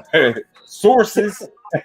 Sources. You know what I'm saying? Where you come, don't come here and ask about no sources. I'm the source. God damn it, I pay attention too. I don't need nobody to tell me. Soon I heard just for example, like we was at, it was like, what was it? What did they say? November, right? Well, so it was 2 months out from that date. I said, so they gonna promote that shit, train, all that shit in 2 months. Y'all really believe that's possible? That they can possibly have a. Say, bro, I may have been one of the first people openly yelling that's not gonna happen, and people ain't want to hear it. It's a lot of people that's quiet right now because they were saying it was, but you know, man, I literally argued 50 Cent. That's a big dude to be arguing and pushing on, but I argued that dude down. That there's no way that's gonna happen then, and people thought I was tripping. You know what I'm saying? Mike Coppinger got in my DM talking about how I'm tripping and all these are the negotiation numbers and all kind of weird stuff. But bro, you mean to tell me in 8 weeks y'all gonna have a full camp, a press tour, press conferences? You know, it's no way. It's no way y'all. Then with such low expectations that the powers that be have on it, they're not gonna rush that to go like that. Exactly. That's all I was saying right there. For me, I didn't care about a source. I just felt like I used what I consider to be common sense. Oh, and then let me go even further because I kept it in the chamber. I called every venue in Las Vegas, bro. Oh yeah. I called the Raiders Stadium. Nothing. I called the T-Mobile Stadium. Oh, we got Joe Coy November 19th. I called MGM. Oh, we got the Jabberwockies in David Copperfield on November 9th. Bro, nobody stadium was talking about it. So, I think February, man. I don't know why. I just, random. I think February could be a realistic possibility. If this stretch on too much past the new year, like, because I already don't care no more. And why I don't care, I want to see it, but why I don't care, because it seemed like taking up too much space. They get enjoyment out of us going back and forth. Like, think about it. We sat up here going at each other next. I done heard people threaten each other over this situation just because they on two sides of the fence, you know what I mean, separate sides of the spectrum. And it's like, bro, I'm not doing that with nobody over two dudes that ain't fight each other yet. We about to fight. They ain't even fight. Y'all two about, they are threatening to do them. Man, ain't no way in hell I'm doing that. It's like they want us to do that. And I'm of the mindset, you know what? It ain't even the fighters at this point. It's easy to say that. And I think that's what they want us to do. Keep blaming. As long as we blame the fighters, we ain't got to hold them accountable at all. It's everybody that's involved with being a possibility that or being a reason that this fight is going to take place. Everybody that's involved in that is at fault. Not just them two fighters, all they asses. Everybody. All the misdirection, all the false headlines, all that shit. Everybody that's doing that shit is at fault. Remember when they said we on the 2-yard line? Remember that? You know what I'm saying? Come on, man. Ain't scored yet. God damn it, ain't scored. Ain't punched in the touchdown yet. God damn. The fact that they doing all this and not giving us this fight is frustrating. Think y'all can have us by we the consumer. Y'all gotta have us on standby. We gotta hold our breath and hope that we get a fight that's supposed to happen. Meanwhile, you can give us Triple G, man, give us G40 and Canelo Alvarez for the third time, 3 years too late. Gave us a pay-per-view sparring match. Disrespectful asses. 60, what is it, 65 million? Man, 65 million. I'll fight Canelo tonight for $20 million with this blunt in my mouth and everything. I really would fight that bud for $100 in a coupon to the Sizzle. I ain't even tripping. Blunt my mouth right now for $20 million. And get my pillow ready, because I know I'm gonna take it that. It's all good. My pillow on my $20 ready. You know what I'm saying? Take my nap with a smile and get my blunt up. You know what I'm saying? After he put me out, I'm gonna go get me a lighter because I'm gonna light my joint right back up. And no, he gonna have to put me out. He gonna have to put me out. You know what I'm saying? 20 million, bro. You have to catch me, bro. These dudes getting life-changing money, and that's why I be so frustrated with it. You don't get to give us garbage, like, hey, just let me ask you a question. Just since you said that, do you feel like fighters are overpaid? You know what? With the way stuff is going, bro, I never wanted to say that because when you risking your life, there's no such thing as you being overpaid when you risking your life. But just some of the content that I've consumed and some of the opinions or thoughts that I've formed from some of this stuff is the reason we not getting some of these fights because other people are being overpaid. If that is the case for real, then I got a problem with that shit. Because I don't want to sound like an asshole, but Bob Arum said this shit years ago. Mm-hmm. Oh, and people like killed him for saying it. Mm-hmm. You know, but we are now kind of arriving at the point where his point is valid at this point. Mm-hmm. Because if I gotta pay this dude 10, 20, 30 million dollars to fight, I gotta pay his opponent another 10. That means this fight gotta do phenomenal numbers. You do. You know what I'm saying? In a world where pay-per-view is on the way out. Mm-hmm. I mean, how you gonna compete with Stream Team 6 around here, bro? Mm-hmm. And it's crazy, it's like, because you're saying like it's not enough money in it, right? And it's like, is that really a reality? Because this is something that everybody is talking about. I'm still seeing headlines with Spence and Bud in the title as of recently as yesterday. Now, I haven't looked for them today. Not that I look for them any other day, but I just don't recall seeing too many today. I really just seen the Spence Bud title the other day. I'm going to lose my shit. That's one more thumbnail. I'm a thumbnail away from losing my shit. Getting up here, starting a whole live, like, you know what? Just screw this whole fight and shit on it as a whole. The hell with this, man. Y'all playing with us like, is y'all fighting or what? No? All right, move on. Just move on then. This is the part that we shouldn't have to go through. I understand keeping certain pieces of information close to the vest or whatever the case may be, however y'all want to play it. But we as boxing supporters should not have to guess if people are fighting or not. Damn, if we don't got the date right now, cool, but at least let us know. Like, wow, what's up with all this mystery shit? How is this good? We knew Canelo was fighting Triple G 5 months out. You know what I'm saying? The fuck, bro? Horny, like this. That's the part of boxing that's blowing me. Like, stop with all this mystery shit. Like, bro, are you fighting somebody or not? I remember David Benavidez said he had an announcement of something that was gonna make all the fans happy. I'm still waiting for that shit. Speedy Rashidi, when I made a post, you didn't hear the announcement, Just? Nah. David Benavidez, he just saved $15 on his insurance. Dog, I mean the shit is annoying as hell. Though. I ain't gonna lie, bro. It is, bro. That's all. I just want to talk about this shit, and I want to have the right information so I can talk about it accordingly. All this guessing, I ain't interested in arguing with nobody because these dudes won't get the business right. Now we gotta figure out which one of our opinions sound more logical. Nah, I don't want to argue.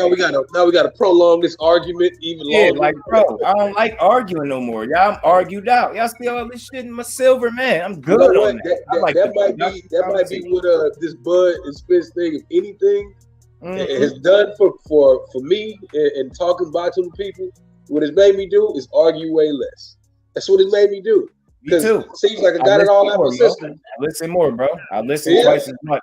That's why I say y'all can go to any of my lives, and I guarantee you won't catch me arguing with nobody. I have no desire to do so because I don't shoot down what you think, your perspective, just because I have one that's different than yours. If we can't share information, how are we gonna have a conversation? You should be able to tell me how you feel about a situation without me taking it personal. Motherfucker, make a statement. Somebody got to come to just relax. It's not that serious, bro. Just say how you feel, and that's it. Y'all make it too personal. I disagree. Then it's like it's counterproductive. So I say it's a new wave of content creating, man. Productive conversation that anybody that's a boxing fan could tune into. That's how I be trying to feel. I'm gonna just take this time to tell you that if you're tired of your content creators all about Errol Spence, all about talking about Bud, tired of hearing the same thing, come watch Behind the Hands, because I ain't talking about it one time. I'm just telling you. Hey, listen. You can't even say Errol Spence or Terrence Crawford name on my channel without getting a 30-second timeout. Bro, it gotta be reprimanded these days. I mean, if you're gonna what I do and I love boxing. I love boxing, just the sport. I love the sport of boxing. So I'm not gonna make them dudes the sun and make boxing revolve around it. I'm not gonna do that, And I feel like that's what a lot of people getting caught up in the sauce, whether it be for clicks, likes, whatever. That's cool, you know what I'm saying? But for me, man, I just like boxing. I love going to fights. I love talking to fighters. I love seeing what they talking about. I love seeing them talk about something and then seeing if they can pull it off. I love that. See, it's a fact on a fact. So they say how they feel or whatever. So when I show you, hey man, Keith Thurman said this, and then he get into the ring, I'm gonna say, well, it was either true or it wasn't, because there it was. I'm not about to debate all of this probability of a fight happening. He'll beat him because of this reason, and him. I'm not gonna do it. Not gonna do it no more. Specifically with those two, I'm just not gonna do it. It's pointless.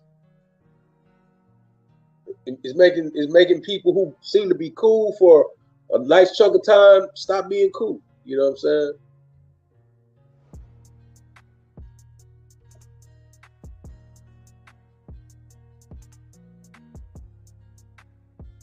Man, they split up the YouTube community with this bullshit, bro.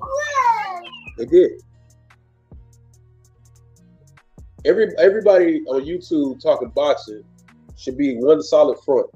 It should be a solid wall of content creators or people who are boxing advocates, just bringing attention to the sport and educating their consumer or their subscriber, or whoever, follower, whatever, just keeping them in tune to what you're talking about with your boxing talk. That's what it should be. But instead, it didn't turn into Bloods and Crips. You know what I'm saying?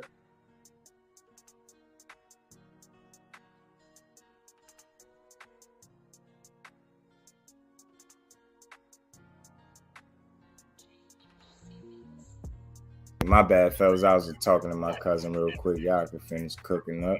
Sparring match, yeah, that was a 12-round sparring match, yo, with two dudes. And the most pissed off, the most aggravating part of that fight, think about it. He told you Canelo tried to sell us on the knockout. And remember the big drama show? What happened to that? The boy ended 12 rounds. He talking about, come on, guys, this is high level boxing, man. I'll choke you right now with that big heavy ass robe that you've been wearing your whole career. I hate that robe too, with all them ugly ass G's on it. That shit ugly, man. Ugly with your bad taste and style. There's no way you could convince me that fight was worth $100. You already know. Appreciate you. Yeah, weirdo, man. There's no way that fight was worth $100. No way. Hell no. And that's the shit that's wrong when they getting people money for that, but then they ain't got the money for the fights we really want. They bogus sparring match, bro. What happened to the left hook Gennady Golovkin right now? What happened to the big drama show? He ought to retire for that. I don't never want to hear that now. I want to hear high level boxing after every fight for the rest of your career, however many you got left. Can't believe Canelo reduced that man to a jab in high level boxing.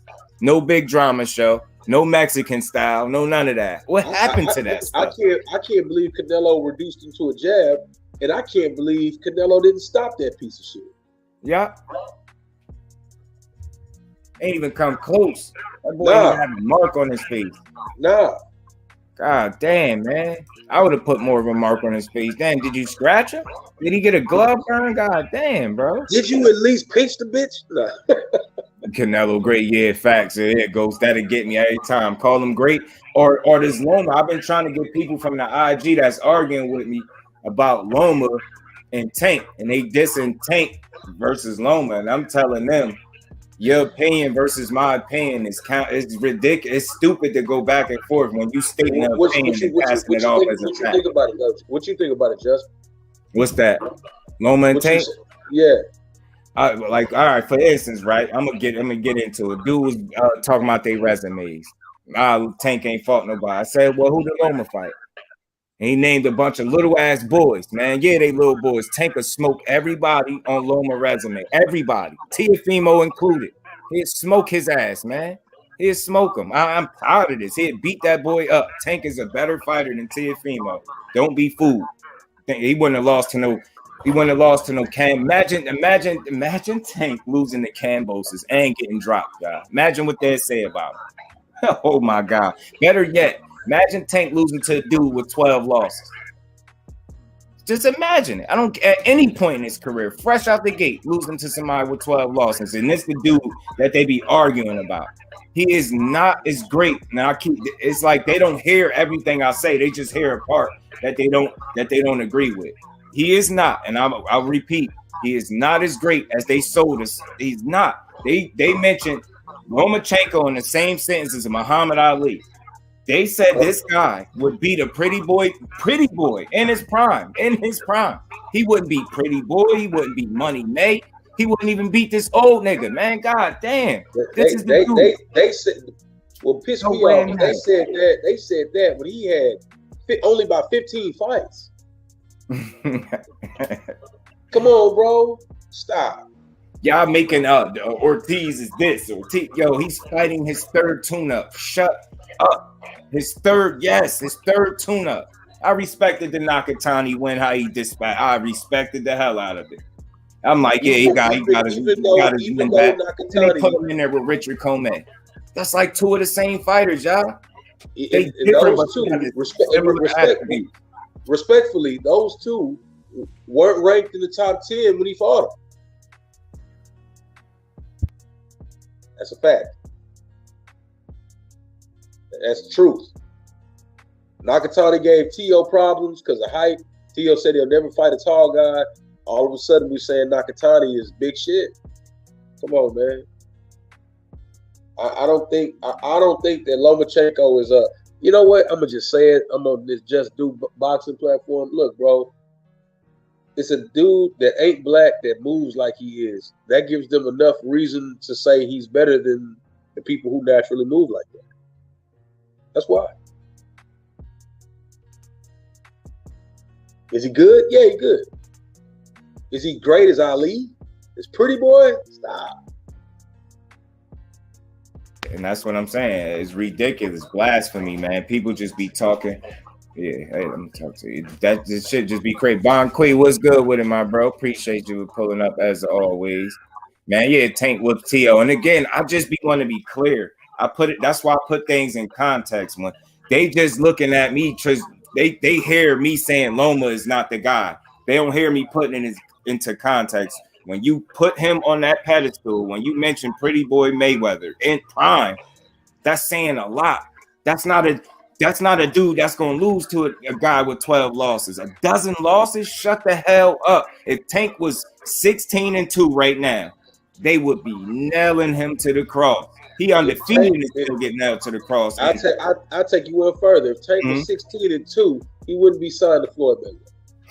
At all. Nope. Nope. Now you get what I'm saying, and that's all I'm saying. Like, bro, he is a product of Top Rank, the machine, bro. That's it. That don't mean he's not a good fighter. He's just not great. He's not. I don't give a damn what y'all say. He's not great. The fact that they let Teddy Atlas say that in front of Terrence Crawford and Andre Ward, that somebody was supposed to get slapped. Hard. And they that man said that he's better than both of y'all. Man. That's Behind the Hands TV, Bond. He got a channel too, yo. Go check him out. That's Mo. Yeah, man. Check out the channel, man. Check you like original content, Bond. I gotta see if I got you on here. I know I got you on IG. I gotta see if I got you on YouTube, though. Hey, man, check out the channel. If you're looking for just boxing, I don't got a lot of Bud and EJ. I don't have any. The only thing I got Bud and EJ related is that I asked 50 Cent about it. That's about it. Mm-hmm. I like how y'all got that little laugh too, man. See, that's just authentic shit right there. It's simple shit, man, that I appreciate, man. My shit is like more natural. I don't try to orchestrate it too much. I try to just sit down and kick it and chop it up with the fighters, or go to the fights that I go to and shoot what I shoot. And get a highlight here or there, and I just put that up there. You know what I'm saying? I'm not about to go in here and argue about no bullshit. Yeah, it's just like it's all about the conversation for me. I'm gonna keep to watch. Sooner or later, people gonna start talking different. They gonna want to argue less and talk more. Watch, it's gonna take a while, but y'all gonna see it's a different way to have these conversations where shit makes sense and it make other people want to tune in. I'm telling you, I pay attention to a lot of chats, man. I mean, I get it to a certain degree. That shit can make people tune in, but it gotta be. It's passionate arguments, not even arguments. I feel like it's passionate debates more so. And then you just got senseless arguing. That's counterproductive as shit. I hate to do that, yo. That's why you're gonna always hear me talk about that. That's why I deliver content a different way. I don't be in here. You ain't hear me no matter what nobody's saying in here. I don't have to personally disagree with nobody and try to make this shit personal. Try to show somebody up. That's corny. Sometimes people really have something dope to add. I remember we was just up here talking about the Shakur Stevenson situation, and Ricky Williams jumped up here. He had a different perspective to add. How stupid would I be to shoot down his perspective that made sense? Talking about, I didn't think of the leverage angle with the belts, and if he still had them, you would be able to go up and challenge. I wasn't thinking like that.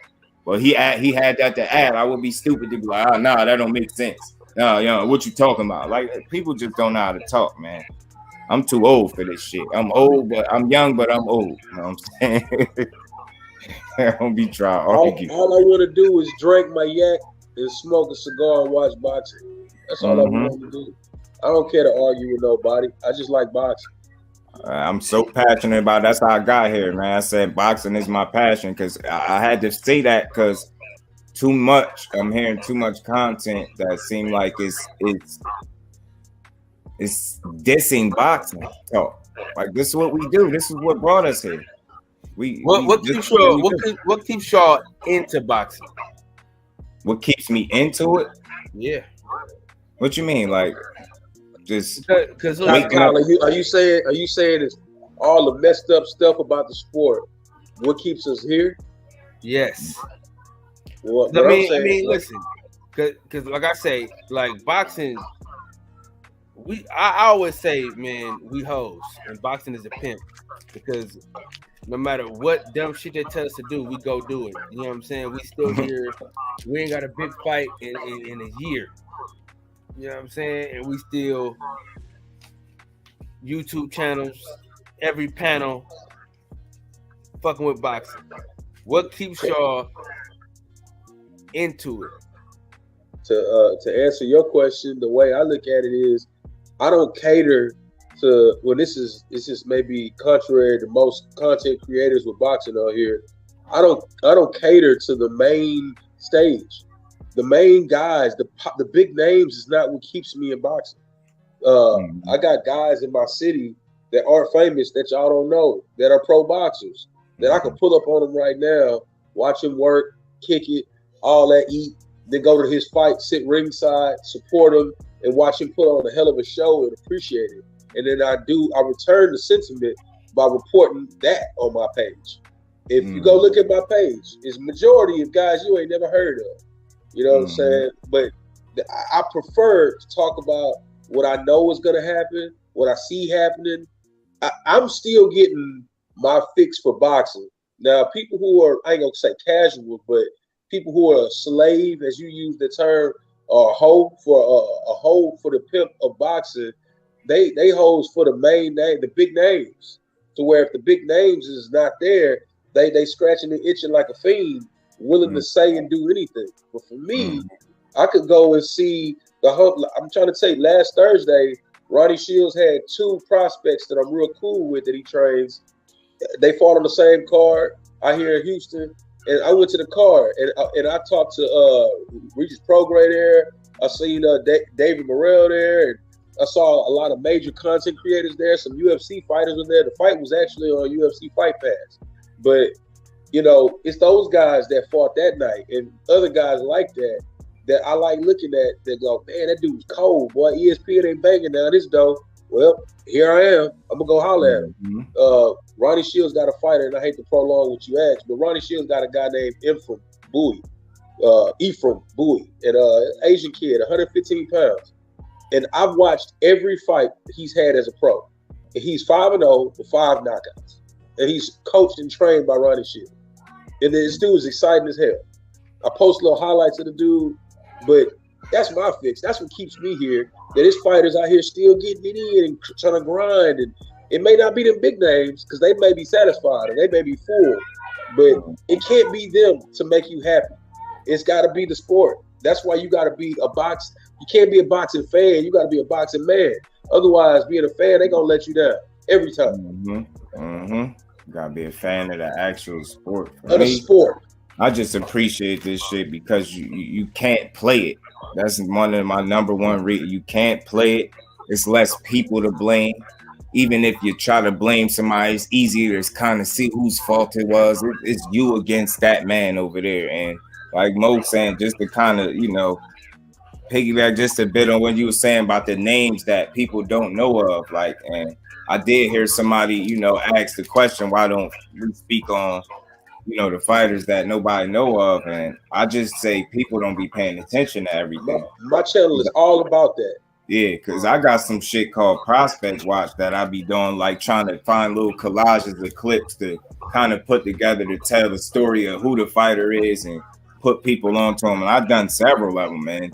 A lot of them has been on prospects, and I've done a few where people said they ain't know this person, they ain't know that person. That the work is there, it's just everybody don't catch on right away. So it's like I'm all for that, talking about the prospects, and the earlier I could catch on to a fighter, the better for me, because then I can talk about you. And I don't like bandwagon situations. I like to know about you as early as possible so I can follow your whole career and be up to speed and educated when I talk about you. So I don't sound like some of these fans talk when they speak about a certain fighter that I don't even want to say name. You can tell at what point that they started watching this guy. Like, especially when they always talk about this dude's weight classes, and I say, y'all talk about these weight classes that he participated in, but when y'all talk, I can tell that the only weight class, the fights that y'all seen was when he was in the weight class he is in now. And although he has done some things in there, y'all ain't seen the guy when he had the little twist in his head. I always say that. Y'all do all this arguing, but y'all ain't really watched him at the lighter weights. You know he was there, but you can't name me none of the fights where he's at the lighter weights, aside maybe 1 or 2. Maybe outside of that, you don't be able to tell me nothing. So I'll just be like, man, I'd like to catch on to the fighters early so I can, when I speak, I know what I'm talking about. I ain't just coming across as a fan. Super. And that, my friend, is what keeps me into boxing. It's me wanting to be right about the next great prospect, right? So if you go back to my old videos, well, that's what I do. I that's what mostly I interview is people that people don't know. So I like to interview people like boxers in the earliest stages. But I like to take a couple and I can say, okay, this is gonna be the next best thing, right? So right now, I got Troy Isley, Amari Jones, Keyshawn Davis, and Shushu, Cashflow Diaz, Jahad Tucker. I enjoyed seeing them a couple weeks ago too. Hey Kyle, I watched Jahad and Shakur spar, bro. One of the coolest things I've seen in a while. Yeah, he a bad motherfucker, ain't he? Say, bro. A bad motherfucker, dog. Say, bro. People don't even like listening to me when I tell the story of what I saw. I don't even like telling it because it sounds not real. Jahad Tucker cold, bro. Yeah, I believe you. I like him. I like Jahad. I did a little prospect watching him earlier. Let me tell you this though. I interviewed him early. I knew he was gonna be special, bro. I went to the gym maybe about, matter of fact, the day I talked to 50. And matter of fact, me and him both watched O'Shot spar. You know, you out in Houston? Say it again. You out in Houston? Yeah, I'm in the H. Okay. Yeah, but we was watching O'Shot spar, and shout out to Ray Talib Jr. We watched him spar. This is the same place Regis works out at too. But I mean, they got so many young. Just more so than anybody here that kid that I rock with heavy, Smoking Ray. Mm-hmm. You know what I'm saying? That Collis is a kid named Smoking Ray. His name is Christian Ray Foley. This kid is a monster at 140 pounds. He's a 5'11", 140-pound nightmare. He's a nightmare. He fight like if he don't win, he about to do 7-year prison sentence. Like that's how he fight. Like they gonna take me away if I lose. That dude is a monster. And I've watched every single fight he's had as a pro. He turned pro this year. And I've been to all of his fights. I talk to him all the time. I call him. We chop it up. So what you saying, Kyle, I highly agree with it. As so, I'll go as far as saying I do the same thing you do. Exact same thing. That's exactly what I do. I try to be right about the next thing that ain't what you know as the consumer or the popular name. I like to go look for that next guy. But I hear it's so easy to do with so many of them. But you know what I'm saying? I'm not consumed with the name brand clothes. I'll take the generic brand until it blows up. Yeah, tomorrow you might want to start watching early, man. We got Lorenzo Truck Simpson and Amari Jones on that Devin Haney card tomorrow. Yeah, ESPN Plus. So it's gonna be something. Hey, tomorrow at 1:00 Central Time, 2:00 Eastern Time, I'm gonna be on IG and I'm gonna be chopping it up with Brian Norman Jr. I like that dude. You doing that tomorrow? You said? Yeah, tomorrow about 1:00 Central Time, 2:00 Eastern Standard Time. I like him so much, but you know he's 22-0. You know what I'm saying? But ain't nobody really talking about him, and he ain't really getting no major nothing going. You know, but I appreciate what he do. He good. He really good. And, you know, that's who I want to talk to. That's what I'm gonna talk to tomorrow. Yeah, people know who he is for sure. Go finish it. Know who he is for sure, man, and I definitely that's something I want to see more of for sure. Most people own him because of the mythical sparring session that may or may not have occurred with him and Bud. That's why most people is on him. You know what I'm saying? I hear about that often myself. Oh man, tomorrow we gonna set the stage for it. Oh shit, yeah, I gotta tune in. You gonna be on IG, right? Yeah, I'm gonna be on IG because I see the accessibility with people I rock with. They lazy social media users. Yeah, you know yeah. They want you to serve it to them on a plate. They don't want to come pull up on your YouTube. So I try to just accommodate them in any way. I'm not gonna lie to you. I get so much love on YouTube that I don't even go to Instagram no. I used to do Instagram lives all the time. Kyle, allow me to give you your flowers, fam. You big shit, fam. All right, Yes, that's why. That's why, shit. bro. You big shit. You know what I'm saying? When people get an opportunity to chop it up with you, like for example, me right now, I interact with you through IG on a regular basis, or you may send me a link of how to get a fight or whatever. But you know, let me give you your flowers, bro. You clearly are dedicated to the sport, and you done your work. You do your homework. You well read, and you're well spoken and conveying your point, and people know it, bro. You know what I'm saying? So when you say something like that, yeah, no shit, bro. People gonna come find you, fam. You know what I'm saying?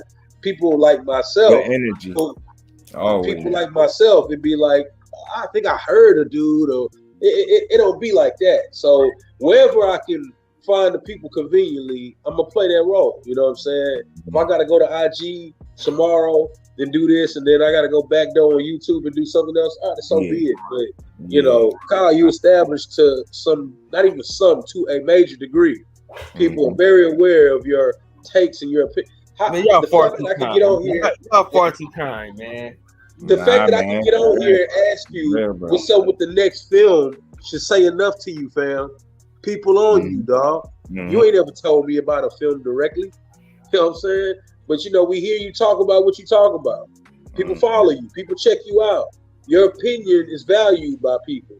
So when you say, "Oh man, I just got to go to the table to eat dinner," well, some of us got to go cook that shit, Kyle. So you know what I'm saying?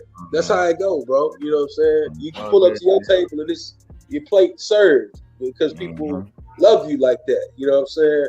People like myself, I can't speak for just people like myself. I gotta hook that shit up. I gotta make this spread what it do, and then I gotta go to the table and invite motherfuckers to the table. You know what I'm saying? It's different. You know, hey Kyle, it's levels, fam. Respectfully. Y'all niggas far too kind, bro. And Come on, man. I like to get people their crowns while they can still wear them, man. And I don't say flowers because we men. Put it like this: if you're in a YouTube boxing community and somebody talk about the boxing section of Kyle and they don't know who that is, they truly don't know much because everybody knows. Everybody knows. Yeah. I mean, don't get me wrong. My argument with Keith Thurman, the boxing scene wrote a whole article about it. You know what I'm saying? ESPN referred to me, and well, even 50 Cent knows the Earl Spence fight's gonna happen. I mean, I get that kind of, you know, people refer to it, but bro, they know who the fuck Kyle is. Simple as that. It's a fact. Y'all far too kind, man. But I said, man, it's all about lifting each other, giving each other their flowers, building, motivating, and my man got the right energy when he doing his thing. Kyle, when you in your bag, you be in your bag, and we all see it. And I think everybody kind of enjoy it when you in your bag. So you know what I'm saying? It is what it is. I appear on different podcasts and different shows just to give people my little spin, but you know. You said it yourself. Oh man, I just opened my YouTube and boop, here they come.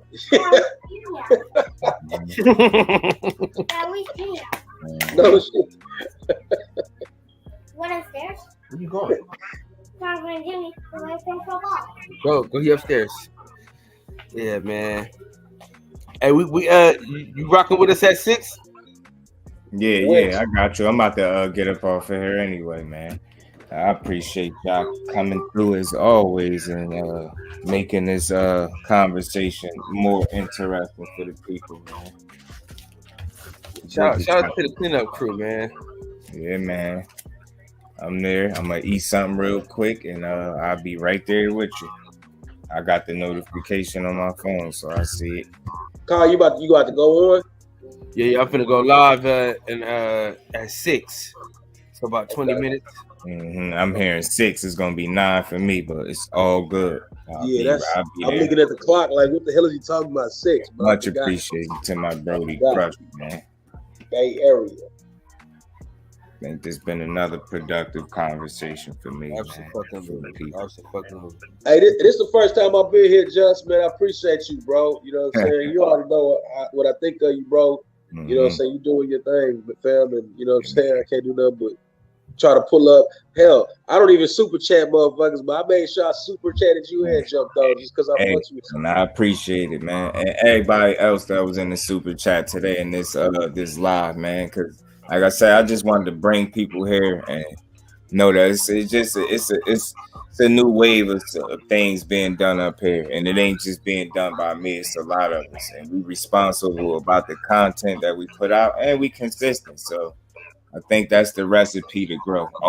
Authenticity. You know what I mean? We support each other. We show people what support look like. So I feel like that's something people would gravitate to. I always say you can't expect people to support you.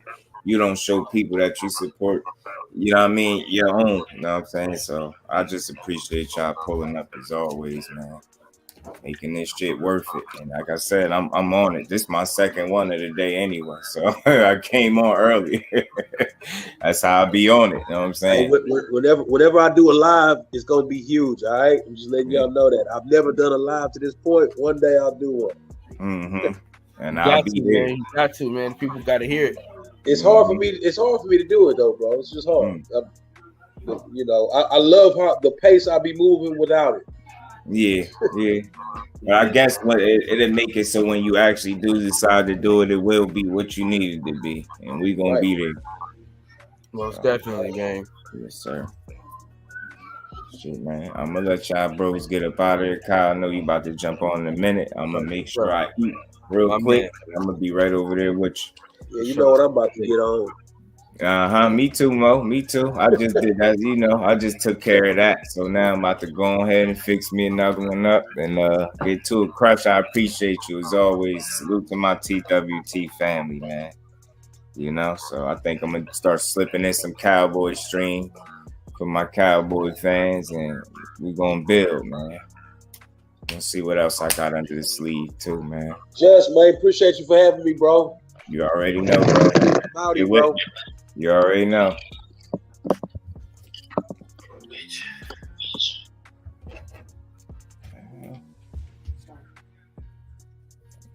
So much appreciation to the family again. Much appreciation to everybody that supported in this super chat, that hit the like button, that pulled up, that anybody that shared this live, if you shared it, anybody that continues to support what I got going on over here.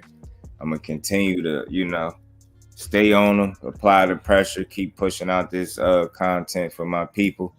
Peace to my bros, Crush, man. Always, man, Mr. PSA, man. We got to get one going soon, Crush, for real.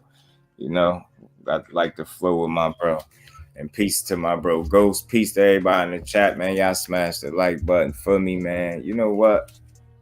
Should I one more time before I get up out of here, man? Yeah, why not? Why not? Why not? Why not? One time before I get up out of here, y'all. One time before I get up out of here.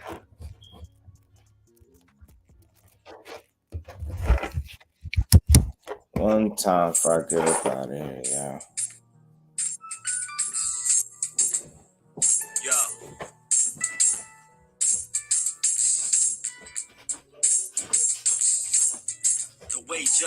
JusDue, he just smooth, bringing much news with the facts when he crush fools. I'm rough school, I bust moves like crush screw. Pass me the mic and I'll turn it into lunch food. Just cool, but talk slick and he'll punch dudes. Cowards get the message and they hush like JusDue. You can bring your whole bus crew plus two. TWT is astronomical, you comical. You a fool if you think we'll ever honor you. Them other channels ain't shit, no abdominal. This the face of new media, fuck a dime you. You see my giant crew, we shine like a diamond do. If any trolls disrespect, yo, we finding you. We all surrounded you, it ain't no reminding you.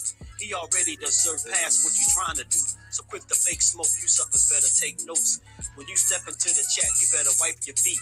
Hit the like and keep your comments short and sweet. My homie just not a joke, you don't want to war. Plus a deep boxing IQ, you don't want to spar. He broadcasted from Jersey, so we straight. Put you deep in the dirt, that's why they call this the Garden State. You seem tough but not a threat like a garden snake. We not scared of you, we chopping off the head of you. Mark your calendar, remember what we said to you. It's no option, it's JusDueBoxing. Mark your calendar, remember what I'm telling you. It's no option, it's JusDueBoxing. Word 'em up. P-Dub T. We in the spot. Salute to my people. Much appreciation. Much love to everybody, man. We up out of here.